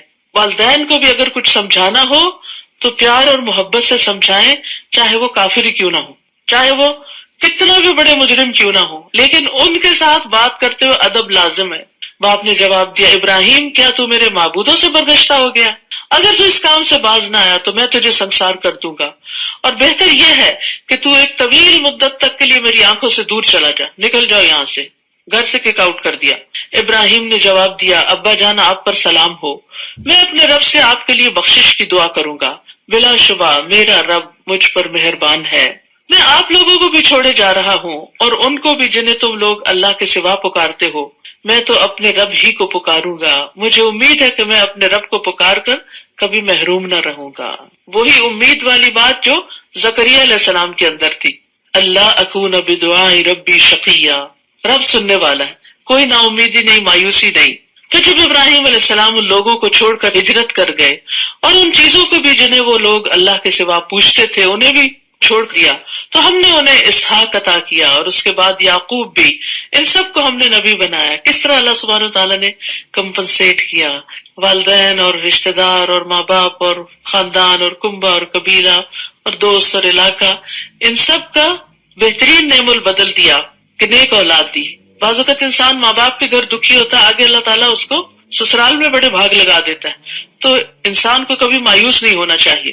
کبھی شوہر کی طرف سے کوئی تکلیف پہنچتی ہے تو اولاد کی طرف سے آنکھوں کی ٹھنڈک نصیب ہو جاتی ہے۔ تو انسان کو اللہ تعالیٰ سے خیر ہی مانگتے رہنا چاہیے۔ ہم نے ان سب کو اپنی رحمت سے نوازا تھا اور ذکر خیر سے بلند کیا تھا۔ وَجَعَلْنَا لَهُمْ لِسَانَ صِدْقٍ عَلِيًّا، یعنی ان کو دنیا میں بھی اچھی ناموری عطا کی۔ نیز اس کتاب میں موسیٰ کا قصہ بھی بیان کیجیے، بلا شبہ وہ ایک برگزیدہ انسان اور رسول اور نبی تھے۔ ہم نے انہیں کوہ طور کی داہنی جانب سے پکارا اور راز کی گفتگو کرنے کے لیے اسے قرب عطا کیا، اپنے قریب کر لیا۔ وَإِذْ نَادَى رَبُّكَ مُوسَىٰ، جیسے ایک اور جگہ پر بھی آتا ہے وَنَادَيْنَاهُ۔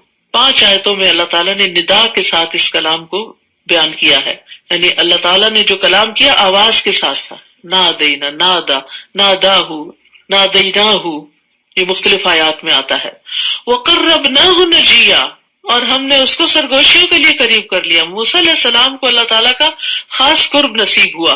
مجاہد اس آیت کے بارے میں کہتے ہیں 7ویں آسمان اور عرش کے درمیان 70,000 پردے ہیں، اور اللہ تعالیٰ موسیٰ علیہ السلام کو اپنے قریب کرتے رہے یہاں تک کہ دونوں کے درمیان صرف ایک پردہ رہ گیا۔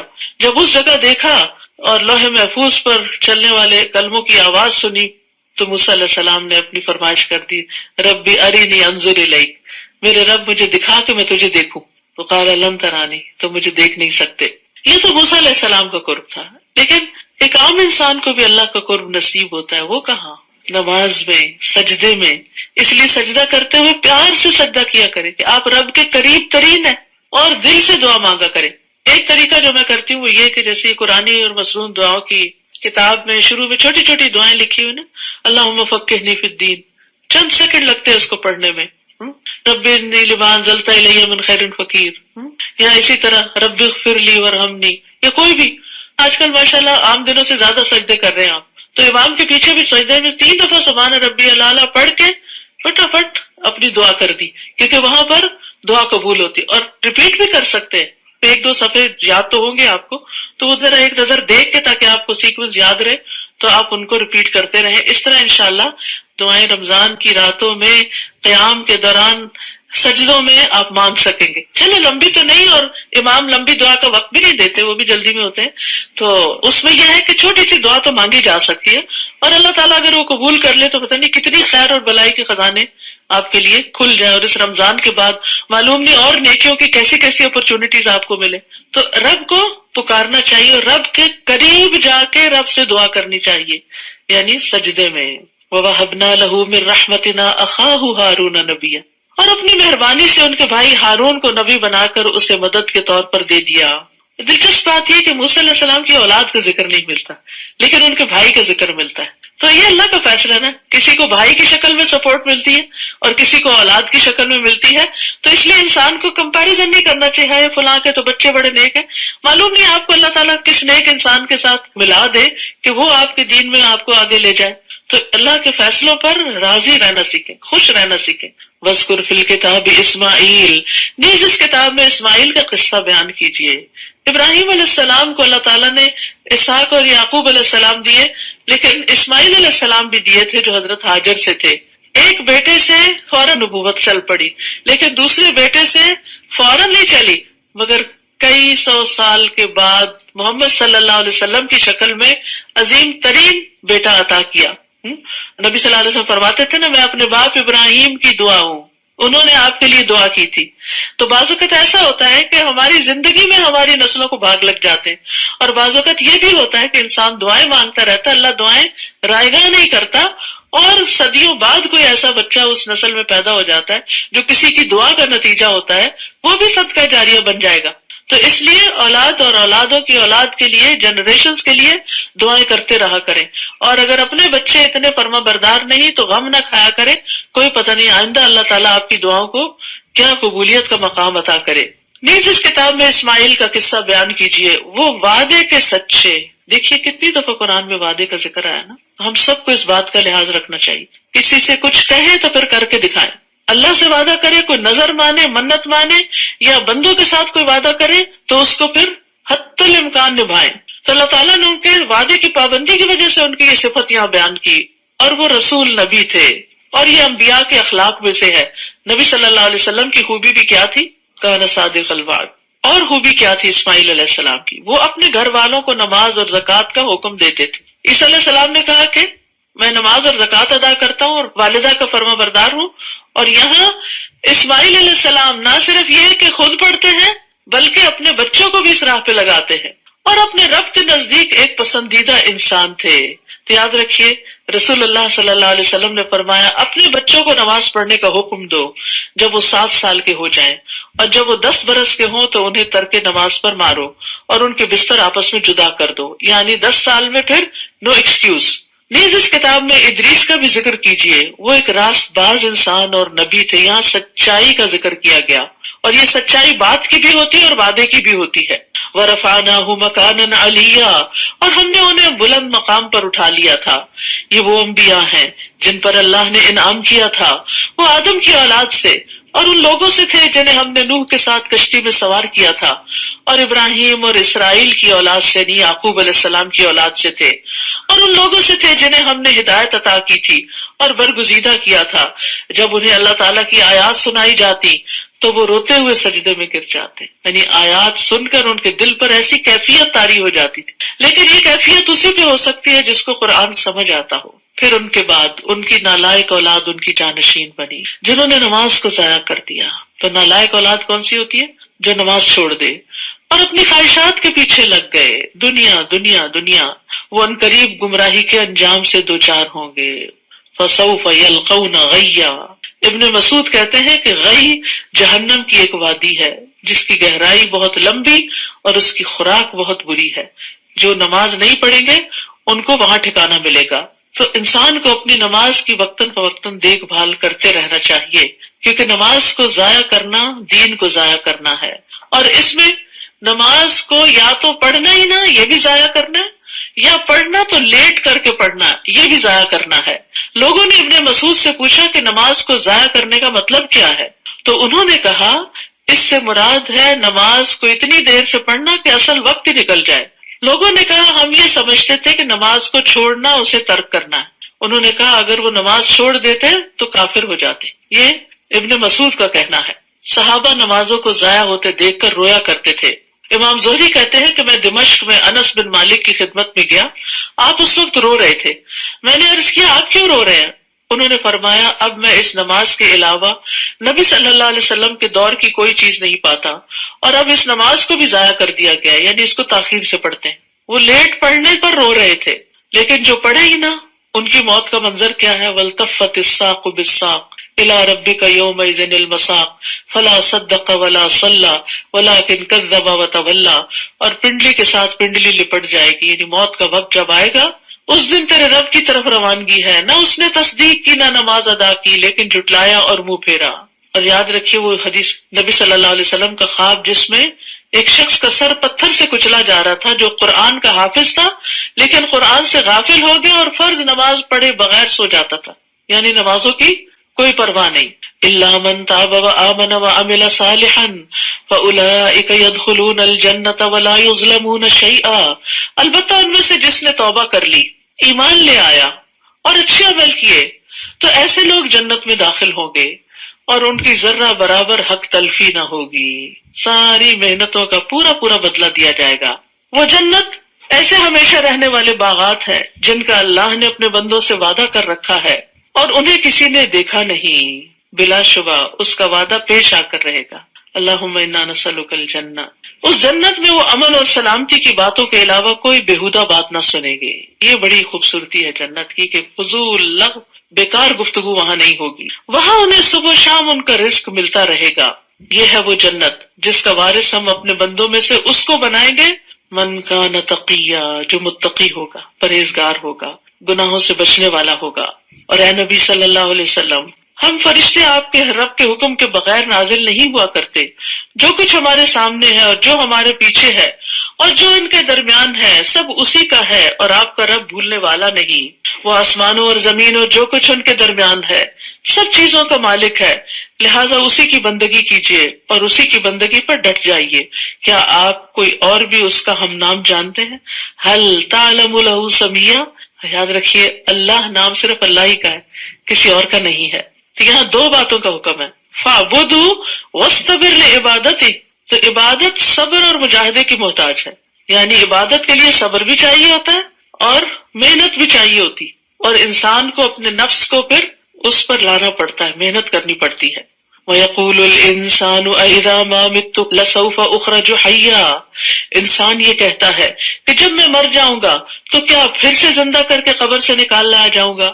کیا انسان کو یہ یاد نہیں رہا کہ اس سے پہلے ہم نے اسے پیدا کیا جبکہ وہ کچھ بھی نہ تھا؟ آپ کے رب کی قسم، ہم انہیں اور ان کے ساتھ شیطانوں کو ضرور جمع کر کے لائیں گے، پھر ان سب کو گھٹنوں کے بل جہنم کے ارد گرد حاضر کر دیں گے، پھر ہر گروہ میں سے ایسے لوگوں کو کھینچ نکالیں گے جو اللہ تعالیٰ کے مقابلے پر سخت سرکش بنے ہوئے تھے، یعنی شر میں جو لوگوں کے لیڈر اور سردار ہوں گے۔ پھر ہم ان لوگوں کو بھی خوب جانتے ہیں جو جہنم میں پہلے داخل ہونے کے زیادہ مستحق ہیں۔ وَإِن مِّنكُمْ إِلَّا وَارِدُهَا كَانَ عَلَىٰ رَبِّكَ حَتْمًا مَّقْضِيًّا، تم میں سے کوئی بھی ایسا نہیں جس کا جہنم پر سے گزر نہ ہو، کیونکہ جنت کا راستہ جاتا ہی جہنم کے اوپر سے ہے، اس پل سے گزرتا ہے۔ یہ ایک قطعی طے شدہ بات ہے جسے پورا کرنا آپ کے رب کے ذمہ ہے۔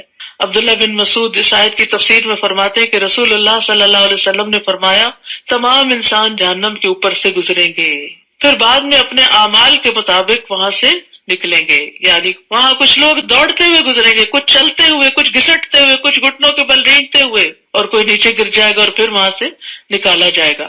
عبداللہ بن رواحہ اپنا سر اپنی بیوی کی گود میں رکھے ہوئے رونے لگے تو ان کی بیوی بھی رونے لگی۔ پوچھا تم کیوں رو رہی ہو؟ اس نے کہا میں نے آپ کو دیکھا آپ رو رہے ہیں تو میں بھی رونے لگی۔ انہوں نے کہا مجھے اللہ تعالیٰ کا یہ قول یاد آ گیا، وَإِن مِّنكُمْ إِلَّا وَارِدُهَا، مجھے نہیں پتا میں وہاں سے نجات پاؤں گا کہ نہیں، کیسے گزروں گا اس پل سے۔ ہم میں سے کتنے لوگوں کا غم ہے یہ کہ میں پل صراط سے کیسے گزروں گی، وہ کون سے اعمال ہیں جن کو کرنے سے پل صراط آسان ہو جائے گا۔ ابو میسرہ جب اپنے بستر پر سونے لگتے تو کہتے کاش میری ماں نے مجھے جنم نہ دیا ہوتا، پھر وہ رونے لگتے تو پوچھا جاتا کہ آپ کیوں روتے ہیں؟ وہ کہتے ہمیں تو یہ بتایا گیا ہے کہ ہم جہنم پر وارد ہوں گے، لیکن ہمیں یہ نہیں بتایا گیا کہ ہم وہاں سے نکل بھی آئیں گے کہ نہیں نکلیں گے، یعنی اس پل کو پار کریں گے بھی کہ نہیں کریں گے۔ نبی صلی اللہ علیہ وسلم نے فرمایا قیامت کے دن پل صراط لایا جائے گا اور جہنم کی پشت پر لا کر رکھا جائے گا۔ ہم نے کہا یا رسول اللہ پل صراط کیا ہے؟ آپ نے فرمایا پھسلنے اور گرنے کی جگہ، اس پر کانٹے اور آنکڑے ہیں جو چوڑے ہیں اور ایسے ٹیڑھے کانٹے ہیں جو نجد میں ہوتے ہیں جنہیں سادان کہا جاتا ہے۔ نبی صلی اللہ علیہ وسلم نے فرمایا پل صراط نصب کیا جائے گا جو اس طرح کی دھار کی طرح ہوگا، جیسے تلوار کی دھار ہوتی ہے نا۔ تو فرشتے پوچھیں گے اللہ تعالیٰ یہ تو کس کو عبور کروائے گا؟ اللہ تعالیٰ فرمائیں گے میں اپنی مخلوق میں سے جس کو چاہوں گا پار کراؤں گا۔ وہ کہیں گے تو پاک ہے، ہم تیری عبادت ویسی نہ کر سکے جیسی کرنے کا حق تھا۔ ابو سعید خدری کہتے ہیں مجھ تک یہ حدیث پہنچی کہ پل صراط بال سے باریک اور تلوار سے تیز ہوگا، اور اس کے دونوں طرف لوہے کی کنڈیاں ہیں، اور پل صراط سے گزرنے کی رفتار اعمال کے مطابق ہوگی، وہاں اعمال کام آئیں گے، کوئی کسی کے کام نہ آئے گا۔ حضرت عائشہ نے جب پوچھا تھا نا نبی صلی اللہ علیہ وسلم سے کہ کیا ہمیں آپ وہاں یاد رکھیں گے، تو آپ نے فرمایا 3 جگہوں پہ کوئی کسی کو یاد نہیں رکھے گا، اور ان میں سے ایک مقام پل صراط سے گزرنا ہے۔ اور پھر یہاں اللہ تعالیٰ کیا فرماتے ہیں کہ متقی لوگوں کو اس سے بچا لیا جائے گا۔ وہاں کچھ لوگ دوڑتے ہوئے گزریں گے، کچھ چلتے ہوئے، کچھ گھسٹتے ہوئے، کچھ گھٹنوں کے بل رینگتے ہوئے۔ جو جتنا اللہ سے ڈرتا ہے اور نیک کام کرتا ہے اور اپنے نفس کو کنٹرول میں رکھتا ہے، وہ اتنی تیزی کے ساتھ وہاں سے گزر جائے گا۔ ثم ننجی الذین اتقوا، پھر ہم پرہیزگاروں کو تو جہنم سے نجات دیں گے۔ وَنَذَرُ الظَّالِمِينَ فِيهَا جِثِيًّا، مگر ظالموں کو اس میں گھٹنوں کے بل گرے ہوئے چھوڑ دیں گے۔ اور جب ان پر ہماری واضح آیات پڑھی جاتی ہیں تو کافر ایمان والوں سے کہتے ہیں بتاؤ ہم دونوں گروہوں میں سے کس کی حالت بہتر ہے اور کس کی مجلس اچھی ہے، دار ارقم اچھا ہے یا دار الندوہ اچھا ہے۔ ان کو اپنی مجلس پر بڑا فخر تھا، اپنی اسمبلی کی جگہ پر، حالانکہ ہم ان سے پہلے کئی ایسی قومیں ہلاک کر چکے ہیں جو ساز و سامان اور ظاہری شان و شوکت کے لحاظ سے ان سے بہتر تھی۔ یاد رکھیے اچھے لباس اور اچھے رہن سہن کا اللہ کے یہاں کوئی مقام نہیں۔ اللہ سبحانہ و تعالیٰ جسموں اور شکلوں کو نہیں دیکھتا، اللہ سبحانہ و تعالیٰ انسان کے دل کو دیکھتا ہے کہ اس میں تقویٰ کتنا ہے، اور اعمال کو دیکھتا ہے کہ یہ کر کے کیا لایا ہے۔ آپ ان سے کہیے جو شخص گمراہی میں پڑا ہوا ہو تو اللہ تعالیٰ اسے ایک مدت تک ڈھیل دیے جاتے ہیں، یہاں تک کہ یہ لوگ وہ کچھ دیکھ لیتے ہیں جس کا ان سے وعدہ کیا جاتا ہے، خواہ یہ عذاب الہی ہو یا قیامت ہو۔ اس وقت انہیں معلوم ہو جائے گا کہ کس کا حال برا ہے اور کس کا جتھا کمزور ہے۔ اور جو لوگ راہ راست پر چلتے ہیں اللہ انہیں مزید ہدایت عطا کرتے ہیں۔ نیکی کے راستے پہ چلنے کا نتیجہ آگے نیکیوں سے ملاقات ہے، اور باقی رہنے والی نیکیاں ہی آپ کے رب کے نزدیک ثواب اور انجام کے لحاظ سے بہتر ہیں۔ والباقیات الصالحات خیر عند ربک ثوابا وخیر مردا۔ تو یاد رکھیے ہر شخص علم یا نیک عمل کے لیے جو کوشش کرتا ہے، محنت کرتا ہے، تو اللہ تعالیٰ اس کوشش کے بدلے اس کو ایک اور نیکی کی توفیق دے دیتے ہیں، ٹھیک ہے۔ اور یہ باقیات الصالحات کیا ہے؟ سبحان اللہ والحمد للہ ولا الہ الا اللہ واللہ اکبر۔ بھلا آپ نے اس شخص کی حالت پر بھی غور کیا جو ہماری آیات کا انکار کرتا ہے اور کہتا ہے کہ مجھے مال اور اولاد ضرور دیا جائے گا؟ کیا اسے غیب کا پتہ چل گیا ہے یا اس نے اللہ سے کوئی عہد لے رکھا ہے؟ ایسا ہرگز نہیں ہوگا، اور جو کچھ یہ کہہ رہا ہے اسے ہم لکھ لیں گے اور اس کے عذاب میں مزید اضافہ کریں گے۔ اور جن باتوں کے متعلق یہ کہہ رہا ہے مال اور اولاد ان کے وارث تو ہم ہوں گے، اور یہ اکیلا ہی ہمارے پاس آئے گا، یعنی مال اولاد سب پیچھے رہ جاتا ہے، انسان اکیلا رب کے حضور حاضر ہوتا ہے، یعنی قبر میں بھی اکیلا جاتا ہے اور آخرت میں بھی اکیلا اٹھے گا۔ وَيَأْتِينَا فَرْدًا، نیز ان لوگوں نے اللہ کے سوا دوسرے معبود بنا رکھے ہیں تاکہ وہ ان کے مددگار بنے۔ ایسا ہرگز نہ ہوگا، وہ معبود تو ان کی عبادت سے ہی انکار کر دیں گے بلکہ الٹا ان کے مخالف بن جائیں گے۔ تو جو غیر اللہ سے مدد طلب کرتا ہے وہ بے یار و مددگار ہی رہتا ہے۔ آپ دیکھتے نہیں کہ ہم نے کافروں پر شیطان چھوڑ رکھے جو انہیں ہر وقت مخالفت حق پر اکساتے رہتے ہیں، یعنی خواہشات میں مبتلا کرتے رہتے ہیں، فساد کی راہیں دکھاتے ہیں۔ سو آپ ان پر نزول عذاب کے لیے جلدی نہ کیجیے، ہم ان کی گنتی کے دن شمار کر رہے ہیں۔ جس دن ہم پرہیزگاروں کو اکٹھا کریں گے کہ وہ رحمان کے مہمان بنے، اور مجرموں کو پیاسے جانوروں کی طرح جہنم کی طرف ہانک لے جائیں گے۔ اس دن کوئی بھی کسی کی سفارش نہ کر سکے گا مگر جس نے اللہ سے عہد لیا ہو۔ اور بعض لوگ کہتے ہیں کہ رحمان کی اولاد ہے، یہ تو اتنی بری بات ہے جو تم گھڑ لائے ہو، جس سے ابھی آسمان پھٹ پڑے اور زمین شق ہو جائے اور پہاڑ دھڑام سے گر پڑے۔ یعنی شرک جو ہے اس سے ساری مخلوقات ڈرتی ہے اور کانپتی ہے، اس بات پر کہ انہوں نے رحمان کے لیے اولاد کا دعویٰ کیا، حالانکہ رحمان کے شایان شان نہیں کہ وہ کسی کو اولاد بنائے۔ آسمان اور زمین میں جو کچھ بھی ہے وہ سب رحمان کے حضور غلام بن کر آئیں گے۔ رحمان نے ان سب چیزوں کا ریکارڈ رکھا ہے اور ان کی پوری گنتی کر رکھی ہے۔ یہ سب قیامت کے دن اس کے حضور تنے تنہا حاضر ہوں گے۔ ان الذین آمنوا وعملوا الصالحات سیجعل لهم الرحمن ودا، یقیناً جو لوگ ایمان لائے اور اچھے کام کر رہے ہیں ان قریب اللہ تعالیٰ ان کے لیے لوگوں کے دلوں میں محبت پیدا کر دیں گے۔ تو مومنوں کی آپس کی محبت اللہ کا انعام ہے، یعنی اللہ بھی ان سے محبت کرتا ہے اور مومن بندے بھی ان سے محبت کرتے ہیں، یعنی نیک لوگ جو ہوتے ہیں وہ آپس میں ایک دوسرے سے محبت کرتے ہیں، فرشتے بھی ان سے محبت کرتے ہیں۔ حرم بن حیان کہتے ہیں جو بندہ اپنے دل کے ساتھ اللہ کی طرف متوجہ ہو جائے تو اللہ مومنوں کے دلوں کو اس کی طرف متوجہ کر دیتا ہے، یہاں تک کہ اللہ اسے مومنین کی محبت عطا کر دیتا ہے۔ اور وہ مشہور حدیث آپ کو پتہ ہی ہوگی کہ جب اللہ تعالیٰ کسی بندے سے محبت کرتے ہیں تو جبریل علیہ السلام کو بلاتے ہیں اور کہتے ہیں بے شک میں اپنے اس بندے سے محبت کرتا ہوں، تم بھی اس سے محبت کرو۔ تو جبریل حاملین عرش میں اس کا چرچا کرتے ہیں، تو آسمان والے حاملین عرش کی ملی جلی آوازوں کا شور سنتے ہیں تو ساتویں آسمان والے اس سے محبت کرتے ہیں، پھر ہر ایک آسمان والے اس سے محبت کرتے ہیں، یہاں تک کہ وہ محبت آسمان دنیا تک آ جاتی ہے، پھر اس کا ذکر زمین پر اتر آتا ہے، پھر زمین والے بھی اس سے محبت کرتے ہیں۔ تو یہ اللہ کی محبت کی نشانی ہوتی ہے کہ کسی بندے کو لوگوں کی محبت نصیب ہو اور پھر اللہ تعالیٰ اس سے راضی ہو جائے۔ پس اے نبی، ہم نے اس قرآن کو آپ کی زبان میں آسان بنا دیا تاکہ آپ اس سے پرہیزگاروں کو خوشخبری دیں اور جھگڑالو قوم کو، بحث کرنے والوں کو ڈرائیں۔ ہم ان سے پہلے کئی قومیں ہلاک کر چکے ہیں، کیا آپ ان میں سے کسی کا نشان پاتے ہیں یا ان میں سے کسی کی بھنک بھی آپ کو سنائی دیتی ہے؟ سب بوجھ کے رہ گئے ہیں۔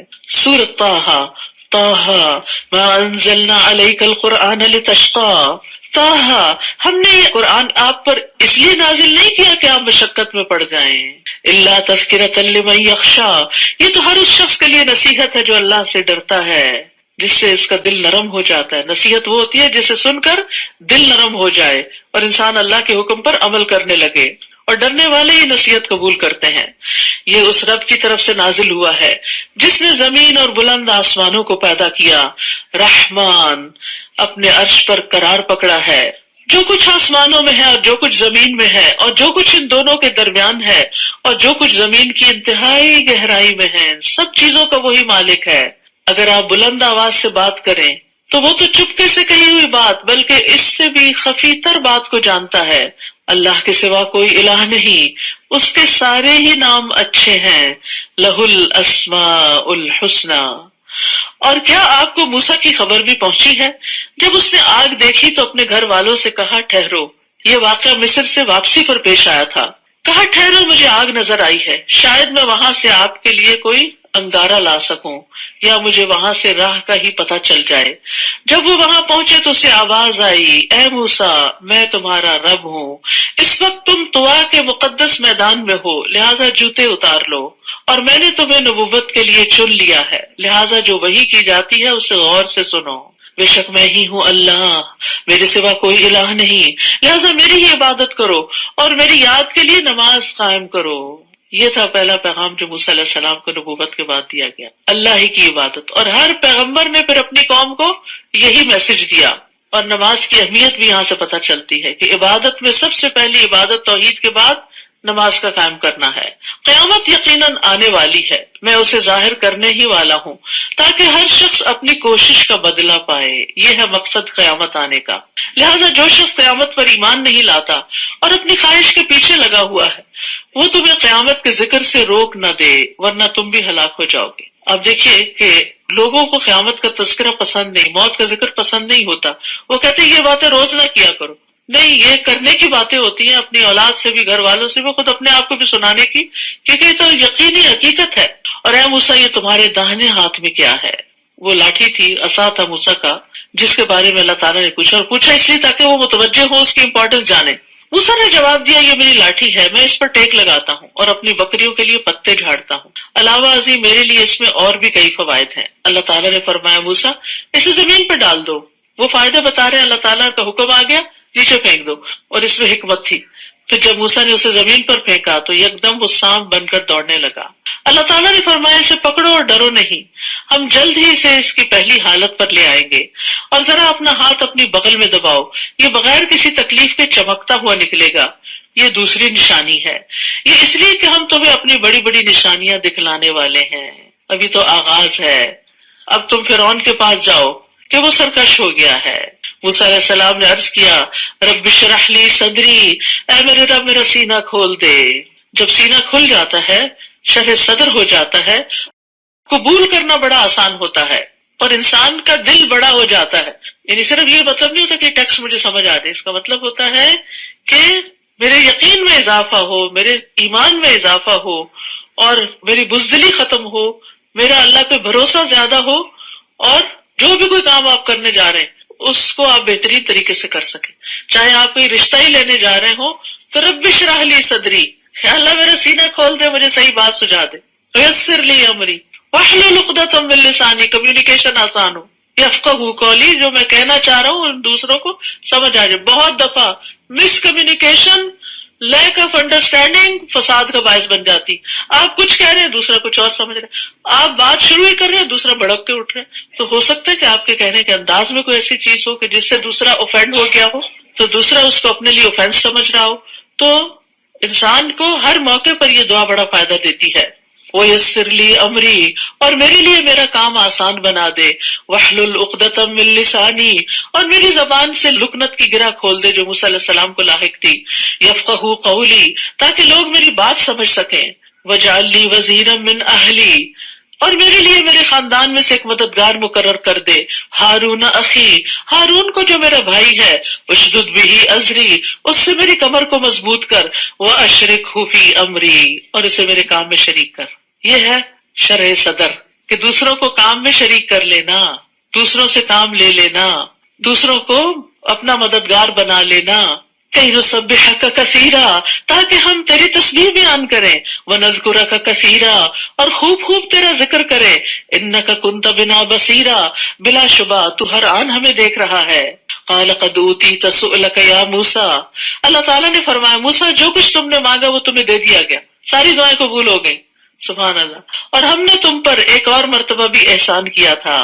وہ وقت یاد کرو جبکہ ہم نے تمہاری ماں کی طرف اشارہ کیا، جو وحی کے ذریعے کیا جاتا ہے، یعنی خفیہ اشارہ کیا جو کسی کو نہیں پتا چلا، صرف انہی تک بات پہنچی کہ تم اس بچے موسیٰ کو صندوق میں رکھو، پھر اس صندوق کو دریا میں ڈال دو. دریا اس صندوق کو ساحل پہ پھینک دے گا جسے میرا اور موسیٰ کا دشمن اٹھا لے گا. میں نے تم پر اپنی طرف سے محبت ڈال دی کہ جو کوئی تمہیں دیکھے پیار کرنے لگے، اور یہ اس لیے کیا کہ میری نگرانی میں تمہاری پرورش ہو، تیرے دشمن بھی تجھ سے محبت کریں. جب تمہاری بہن لب ساحل تمہارے ساتھ ساتھ چل رہی تھی، موسیٰ پانی میں تھے اور بہن کنارے پر، اور جب فرعون نے صندوق اٹھا لیا تو انہیں کہنے لگی کیا میں تمہیں ایسے شخص کا پتہ دوں جو اس بچے کی ٹھیک طرح پرورش کر سکے.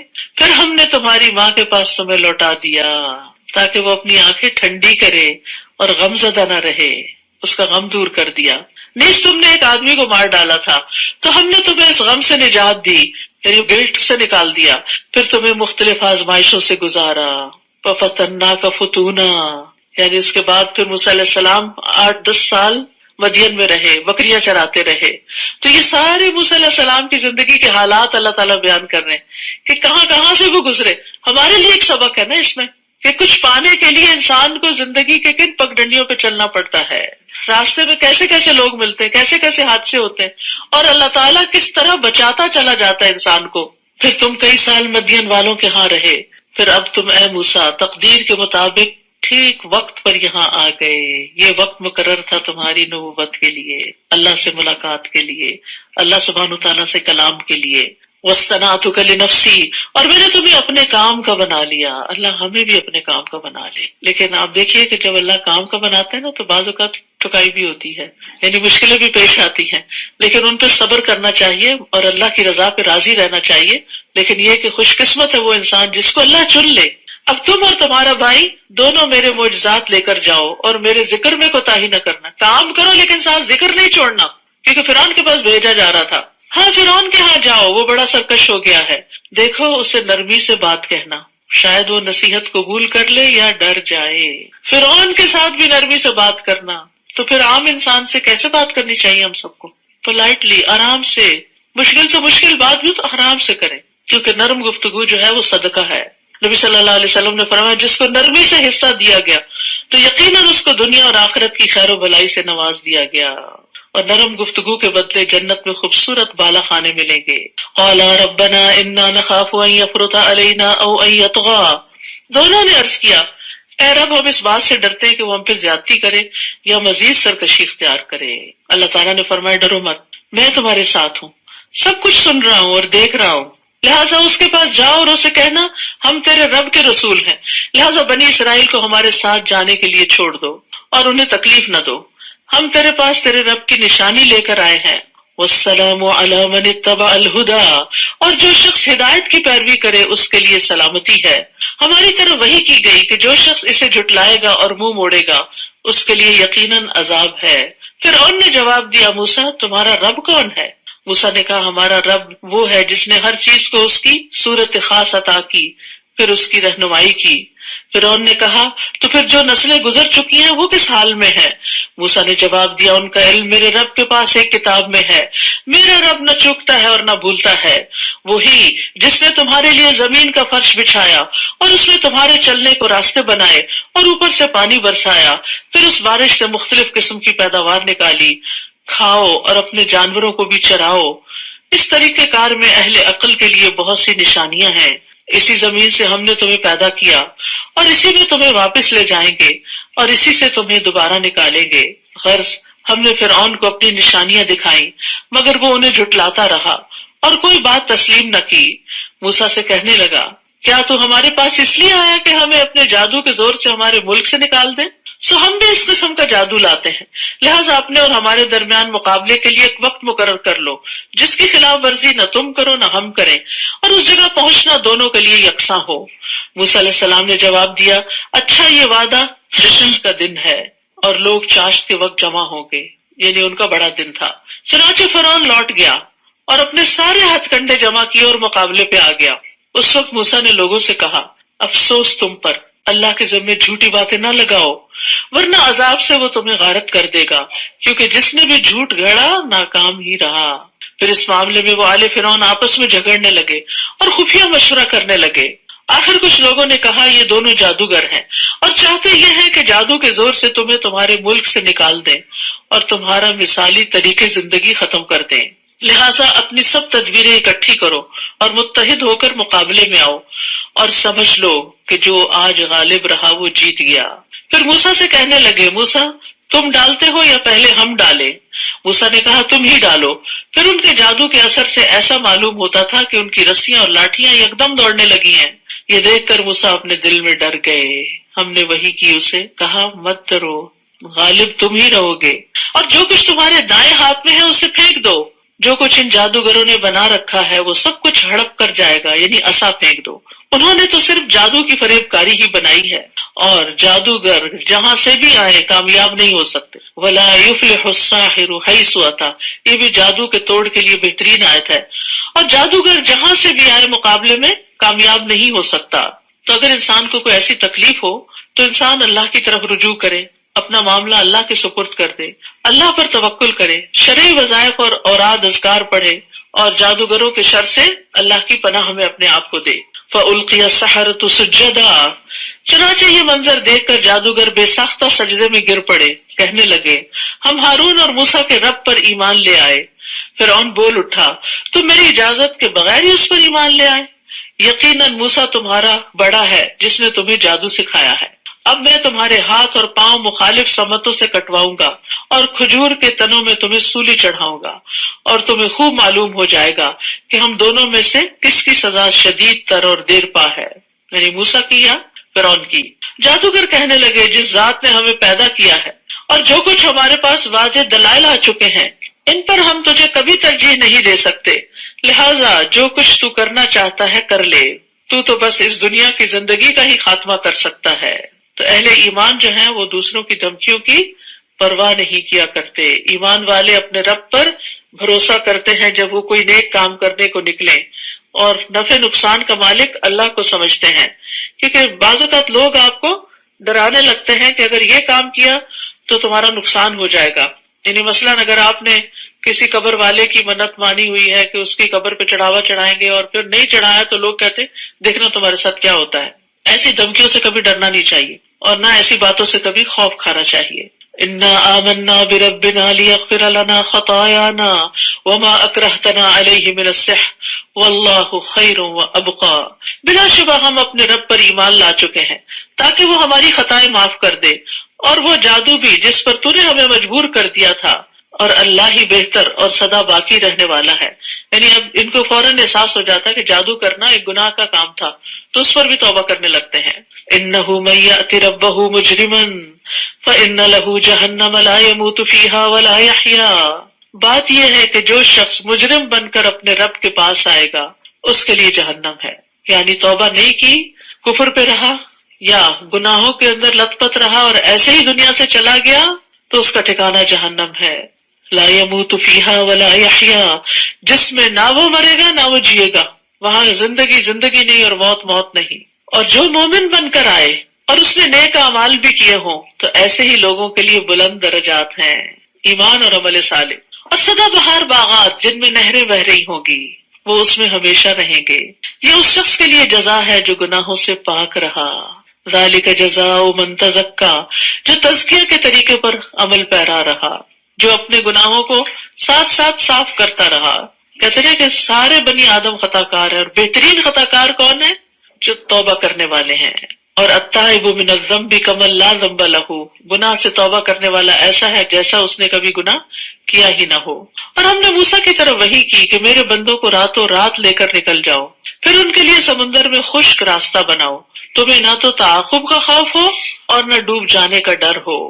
پھر فرعون نے اپنے لاؤ لشکر سمیت ان کا پیچھا کیا تو سمندر نے انہیں یوں ڈھانپ لیا جیسے ڈھانپنے کا حق تھا، پوری طرح پانی کے نیچے آ گئے سارے۔ اور فرعون نے اپنی قوم کو گمراہ ہی کیا، سیدھی راہ نہ دکھائی، کیونکہ انجام اچھا نہیں ہوا۔ بظاہر دیکھنے میں تو اس نے بہت تعمیرات کی تھی اور ملک کو بہت ترقی دی تھی، دنیاوی اعتبار سے وہ ایک بڑا کامیاب بادشاہ تھا، لیکن انجام کے اعتبار سے نہیں۔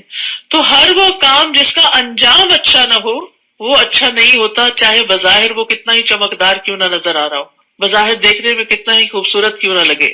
اے بنی اسرائیل، ہم نے تمہیں تمہارے دشمن سے نجات دی اور طور کی دائیں جانب تمہیں کتاب دینے کا وعدہ دیا اور تم پر من اور سلوہ اتارا اور کہا کہ ہم نے جو پاکیزہ چیزوں کا تمہیں رزق دیا ہے اسے کھاؤ اور کھا کر سرکشی نہ کرو، ورنہ تم پر میرا غضب نازل ہوگا، اور جس پر میرا غضب اترا وہ گر کر ہی رہا۔ وَإِنِّي لَغَفَّارٌ لِمَن تَابَ وَآمَنَ وَعَمِلَ صَالِحًا ثُمَّ اهْتَدَىٰ، اور جو شخص توبہ کرے، ایمان لائے، اچھے عمل کرے اور سیدھے رستے پر گامزن رہے تو اس سے یقیناً میں بہت درگزر کرنے والا ہوں۔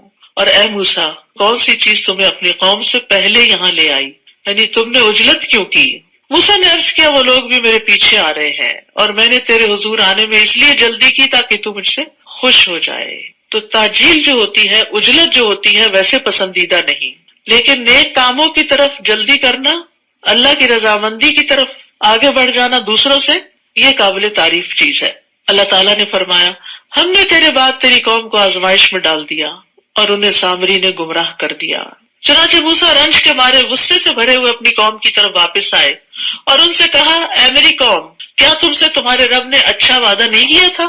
کیا یہ زمانہ تم پر لمبا ہو گیا تھا، یا تم یہ چاہتے تھے کہ تم پر تمہارے رب کا غضب نازل ہو، لہذا تم نے میرے وعدے کی خلاف ورزی کی؟ وہ کہنے لگے ہم نے کچھ اپنے اختیار سے آپ کے وعدے کی خلاف ورزی نہیں کی، بلکہ قبطی قوم کے زیورات ہم پر لاد دیے گئے تھے جنہیں ہم نے آگ میں ڈال دیا تھا۔ پھر اس طرح سامری نے بھی زیور آگ میں ڈال دیا۔ پھر وہ اس ڈھلے ہوئے سونے سے ایک بچڑے کا جسم بنا لایا جس سے بیل کی آواز نکلتی تھی۔ وہ لوگ کہنے لگے تمہارا اور موسیٰ کا الہ تو یہی ہے۔ موسیٰ تو بھول گئے، یعنی جو طور پہ چلے گئے، کیا وہ یہ نہیں دیکھتے کہ نہ تو وہ ان کی بات کا جواب دیتا ہے اور نہ ہی ان کے نفع نقصان کا کچھ اختیار رکھتا ہے؟ اور اس سے پیشتر ہارون انہیں یہ کہہ چکے تھے کہ اس بچڑے کے جسم سے تمہاری آزمائش کی جا رہی ہے، بلا شبہ تمہارا رب رحمان ہی ہے۔ وَإِنَّ رَبَّكُمُ الرَّحْمَٰنُ فَاتَّبِعُونِي، لہٰذا میری پیروی کرو، وَأَطِیعُوا أَمْرِی، اور میرے حکم کی اطاعت کرو۔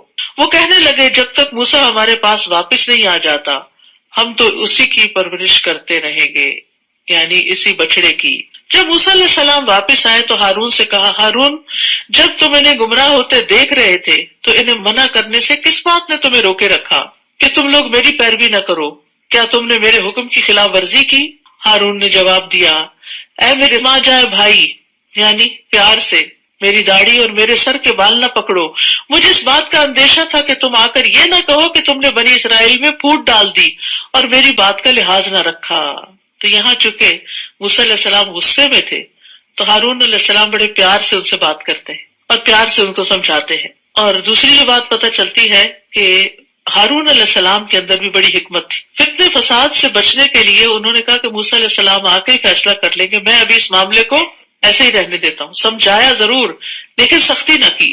قال فما خطبک یا سامری، پھر موسیٰ نے سامری کی طرف متوجہ ہو کر کہا بتاؤ سامری تمہارا کیا معاملہ ہے؟ سامری نے کہا میں نے وہ چیز دیکھی جو دوسروں کو نظر نہ آئی، چنانچہ میں نے رسول کے نقش قدم سے ایک مٹی اٹھا لی، پھر اس بچڑے کے جسم میں اس کو ڈال دیا، میرے نفس نے مجھے ایسا ہی سمجھایا تھا۔ موسیٰ نے اسے کہا جاؤ تمہارے لیے زندگی بھر یہ سزا ہے کہ دوسروں سے کہتے رہو گے کہ مجھے نہ چھونا، لا مساس لا مساس، اور تمہارے لیے عذاب کا ایک وقت ہے جو تجھ سے کبھی نہیں ٹل سکتا، اور اپنے الہ کی طرف تو دیکھ جس کے آگے تو موتقف رہتا تھا کہ ہم اسے کیسے جلا ڈالتے ہیں پھر اس کی راکھ کو کیسے دریا میں بکھیر دیتے ہیں۔ یہاں پر آپ دیکھیے کہ سامری کو سزا دی جا رہی اور وہ سزا موت تک کے لیے کہ وہ اس طرح کے پاگل پن کی حرکتیں کرے کہ کسی کو اپنے قریب نہ آنے دے، اور پھر یہ کہ بچڑا جو تھا وہ سونے کا تھا، زیورات کا تھا، چاہتے تو وہ کسی دنیاوی فائدے کے لیے رکھ دیتے، لیکن اب اس کے ساتھ ایک الہ کا کانسیپٹ وابستہ ہو گیا تھا، لہٰذا اس کو جلانے کی بات کی گئی۔ انما الہکم اللہ الذی لا الہ الا ھو وسع کل شیء علما، تمہارا الہ تو صرف اللہ ہی ہے جس کے سوا کوئی الہ نہیں، جس کا علم ہر چیز کو گھیرے ہوئے ہے۔ یاد رکھیے ان اللہ لا یخفی علیہ شیء فی الارض ولا فی السماء، اللہ تعالیٰ سے زمین اور آسمان کی کوئی بھی چیز چھپی ہوئی نہیں ہے، اللہ تعالیٰ ہر چیز کو اپنے علم سے گھیرے ہوئے ہے۔ وسع کرسیہ السماوات والارض، اے نبی اسی طرح ہم گزرے ہوئے لوگوں کی خبریں آپ سے بیان کرتے ہیں، نیز ہم نے اپنے ہاں سے آپ کو ذکر یعنی قرآن عطا کیا ہے۔ من اعرض عنہ فإنہ يحمل یوم القیامۃ وزرا، جو شخص اس سے اعراض کرے گا وہ قیامت کے دن گناہ کا بوجھ اٹھائے ہوئے ہوگا۔ اعراض کیا ہوتا ہے؟ منہ موڑنا۔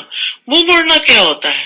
اس چیز کو دیکھنا ہی نہیں، اس کو اٹھانا ہی نہیں، اس کو کھولنا ہی نہیں، اس کو پڑھنا ہی نہیں، اس کو سمجھنا ہی نہیں، اس پر عمل ہی نہیں کرنا، اسے آگے پڑھانا ہی نہیں، گویا وہ چیز زندگی میں ایگزسٹ ہی نہ کرتی ہو۔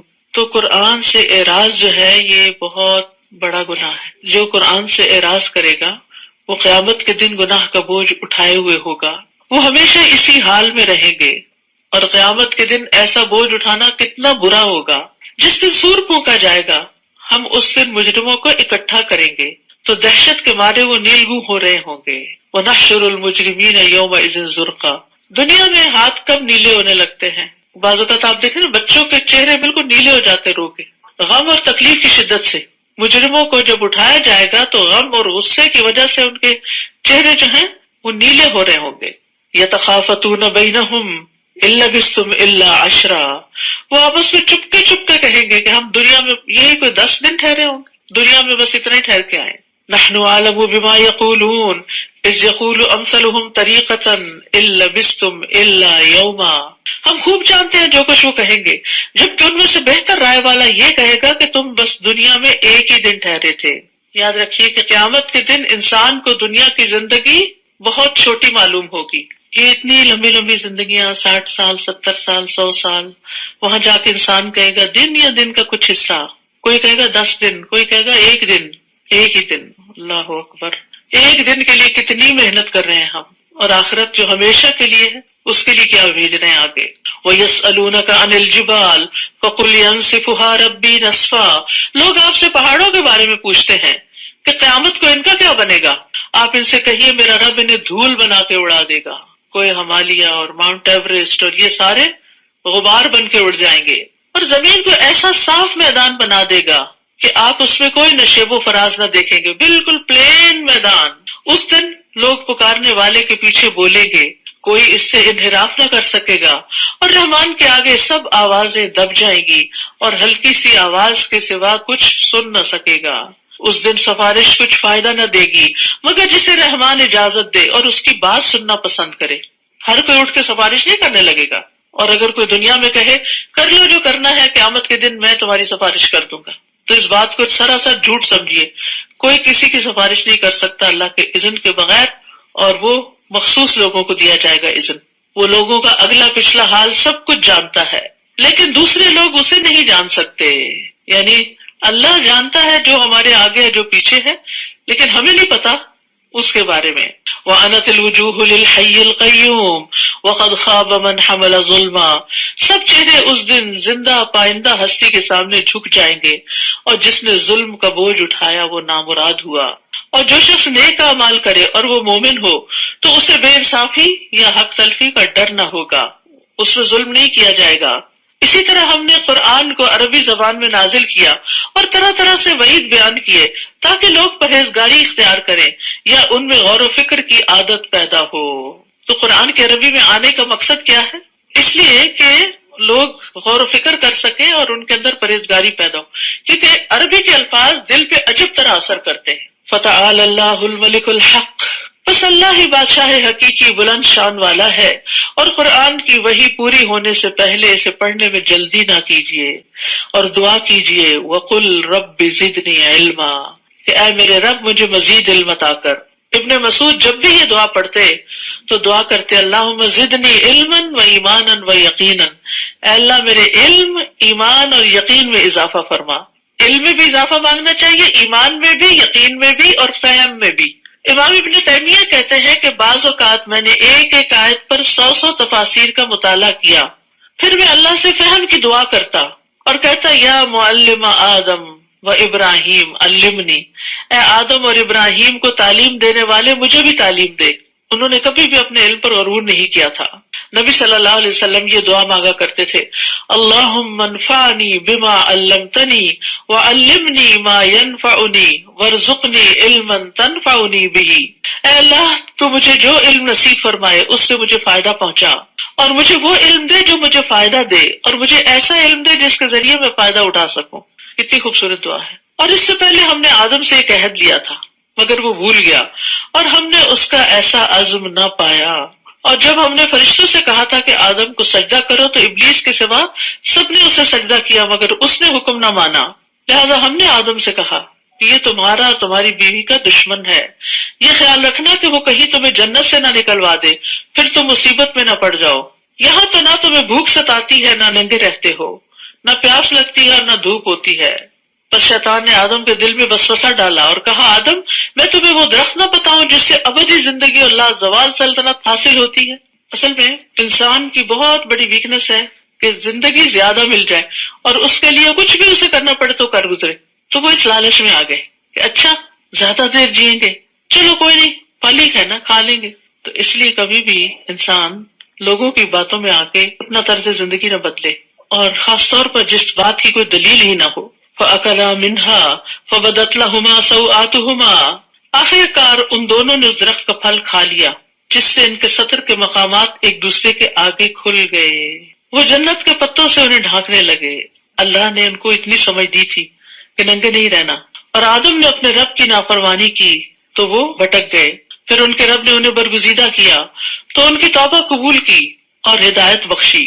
اللہ تعالیٰ نے فرمایا تم دونوں یعنی انسان اور شیطان سب یہاں سے نکل جاؤ، تم ایک دوسرے کے دشمن ہوگے، پھر اگر تمہارے پاس میری طرف سے ہدایت آئے تو جو کوئی میری ہدایت کی پیروی کرے گا تو نہ وہ گمراہ ہوگا اور نہ تکلیف اٹھائے گا۔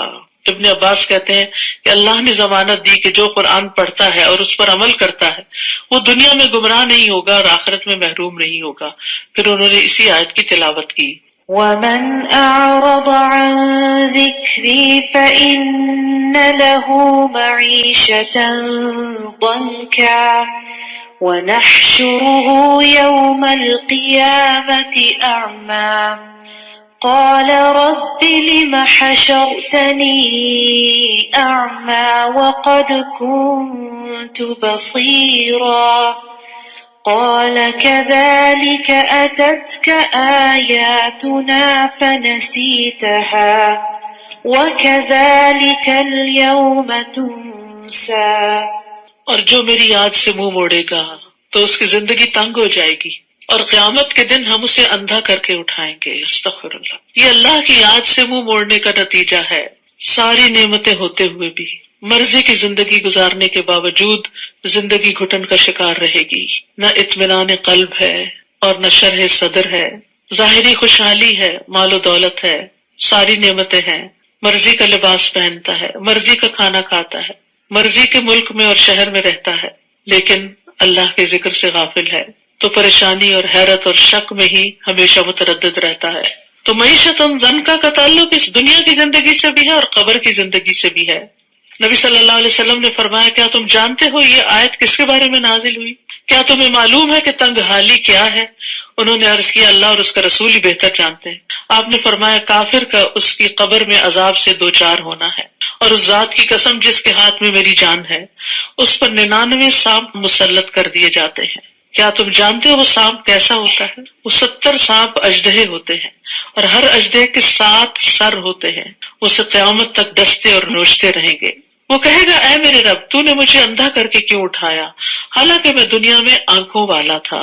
اللہ تعالیٰ فرمائے گا، جس طرح ہماری آیات تمہارے پاس آئیں تو تم نے انہیں بھلا دیا تھا، اسی طرح آج تو بھی بھلا دیا جائے گا۔ تو یہاں پر بھلانے سے مراد صرف یہ نہیں کہ کوئی صورت یاد کی اور وہ بھول گئی، اس سے مراد دین کو ہی چھوڑ دیا تھا۔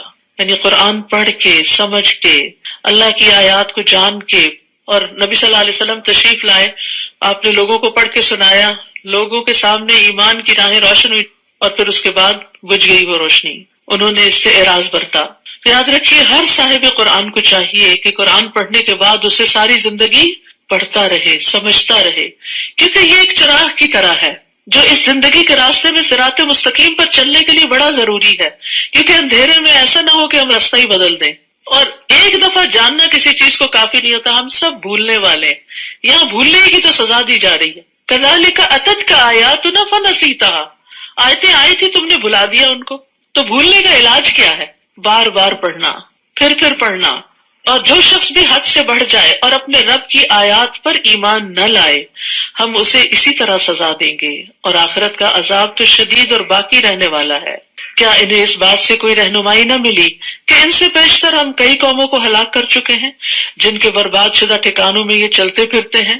بلا شبہ اس میں اہل عقل کے لیے بہت سی نشانیاں ہیں، اور اگر تیرے رب کی بات پہلے سے طے شدہ نہ ہوتی اور مہلت مقرر نہ کی جا چکی ہوتی تو ان پر فوری عذاب آنا لازمی تھا۔ لہٰذا جو کچھ یہ کہتے ہیں اس پر صبر کیجیے، اور اپنے رب کی حمد کے ساتھ تسبیح کیجیے، سورج کے طلوع اور غروب ہونے سے پہلے اور رات کے کچھ اوقات میں تسبیح کیجیے، اور دن کے کناروں پر بھی، اس طرح امید ہے کہ آپ خوش رہیں گے۔ پیچھے بھی آیا تھا نا کہ ہمیں معلوم ہے آپ کا سینہ گھٹتا ہے، تو آپ تسبیح کیجیے اور سجدہ کیجیے۔ تو یہاں بھی تسبیح کا ذکر ہے، یعنی جب آپ کو کوئی تکلیف پہنچے تو کثرت سے تسبیح کریں، خاص طور پر فجر کے بعد اور مغرب سے پہلے، یہ دل کی راحت کا سبب بنتا ہے۔ اور آپ ان چیزوں کی طرف نظر اٹھا کر بھی نہ دیکھیے جو ہم نے مختلف طرح کے لوگوں کو دنیاوی زندگی کی زینت کے لیے دے رکھی ہیں، تاکہ ان چیزوں کے ذریعے ہم انہیں آزمائش میں ڈالیں، اور آپ کے رب کا رزق ہی بہتر اور پائندہ تر ہے۔ یعنی دنیا کی نعمتیں جو ہیں ان پہ نہ ریجھیں، اور اپنے گھر والوں کو نماز کا حکم دیجیے اور خود بھی اس پر ڈٹ جائیے۔ ہم آپ سے رزق نہیں مانگتے، وہ تو ہم خود تمہیں دیتے ہیں، اور انجام پرہیزگاری کا ہی بہتر ہوتا ہے۔ یاد رکھیے، خود بھی نماز پڑھنی اور بچوں کو بھی پڑھوانی ہے، اور اس کی فکر کرنی ہے۔ ابن مسعود کہتے ہیں، جس نے نماز ترک کی اس کا کوئی دین نہیں۔ قرآن پاک میں اللہ تعالیٰ فرماتے ہیں، وَأَقِيمُوا الصَّلَاةَ وَلَا تَكُونُوا مِنَ الْمُشْرِكِينَ، اور نماز قائم کرو اور شرک کرنے والوں میں سے نہ ہو جاؤ۔ رسول اللہ صلی اللہ علیہ وسلم نے فرمایا، بے شک انسان اور اس کے کفر اور شرک کے درمیان فرق نماز چھوڑنا ہے۔ قیامت کے دن سب سے پہلا سوال نماز کا ہوگا۔ نماز کی حفاظت کرنے والے اللہ کے فضل میں ہوں گے۔ کسی بھی طرح کی پریشانی میں نماز ہی کی طرف لوٹنا چاہیے۔ وقالو، اور وہ کہتے ہیں کہ ہمارے پاس اس کے رب کی طرف سے کوئی نشانی کیوں نہیں آتی؟ کیا ان کے پاس پہلے صحیفوں میں واضح دلیل نہیں آ چکی؟ اور اگر ہم انہیں اس سے پیشتر عذاب سے ہلاک کر دیتے تو وہ یہ کہتے کہ ہمارے رب، تو نے ہمارے پاس رسول کیوں نہ بھیجا کہ ہم ذلیل و رسوا ہونے سے پہلے تیری آیات کی پیروی کر لیتے۔ قل کل متربص فتربصوا فستعلمون من اصحاب الصراط السوی ومن اهتدى۔ آپ ان سے کہیے، ہر ایک انجام کار کا منتظر ہے، لہٰذا تم بھی انتظار کرو، جلد ہی تمہیں معلوم ہو جائے گا کہ ہم میں سے کون راہ راست پر ہے اور کون ہدایت یافتہ ہے۔ وآخر دعوانا ان الحمد للہ رب العالمین۔ سبحانک اللہم وبحمدک، اشہد ان لا الہ الا انت، استغفرک واتوب الیک۔ السلام علیکم ورحمۃ اللہ وبرکاتہ۔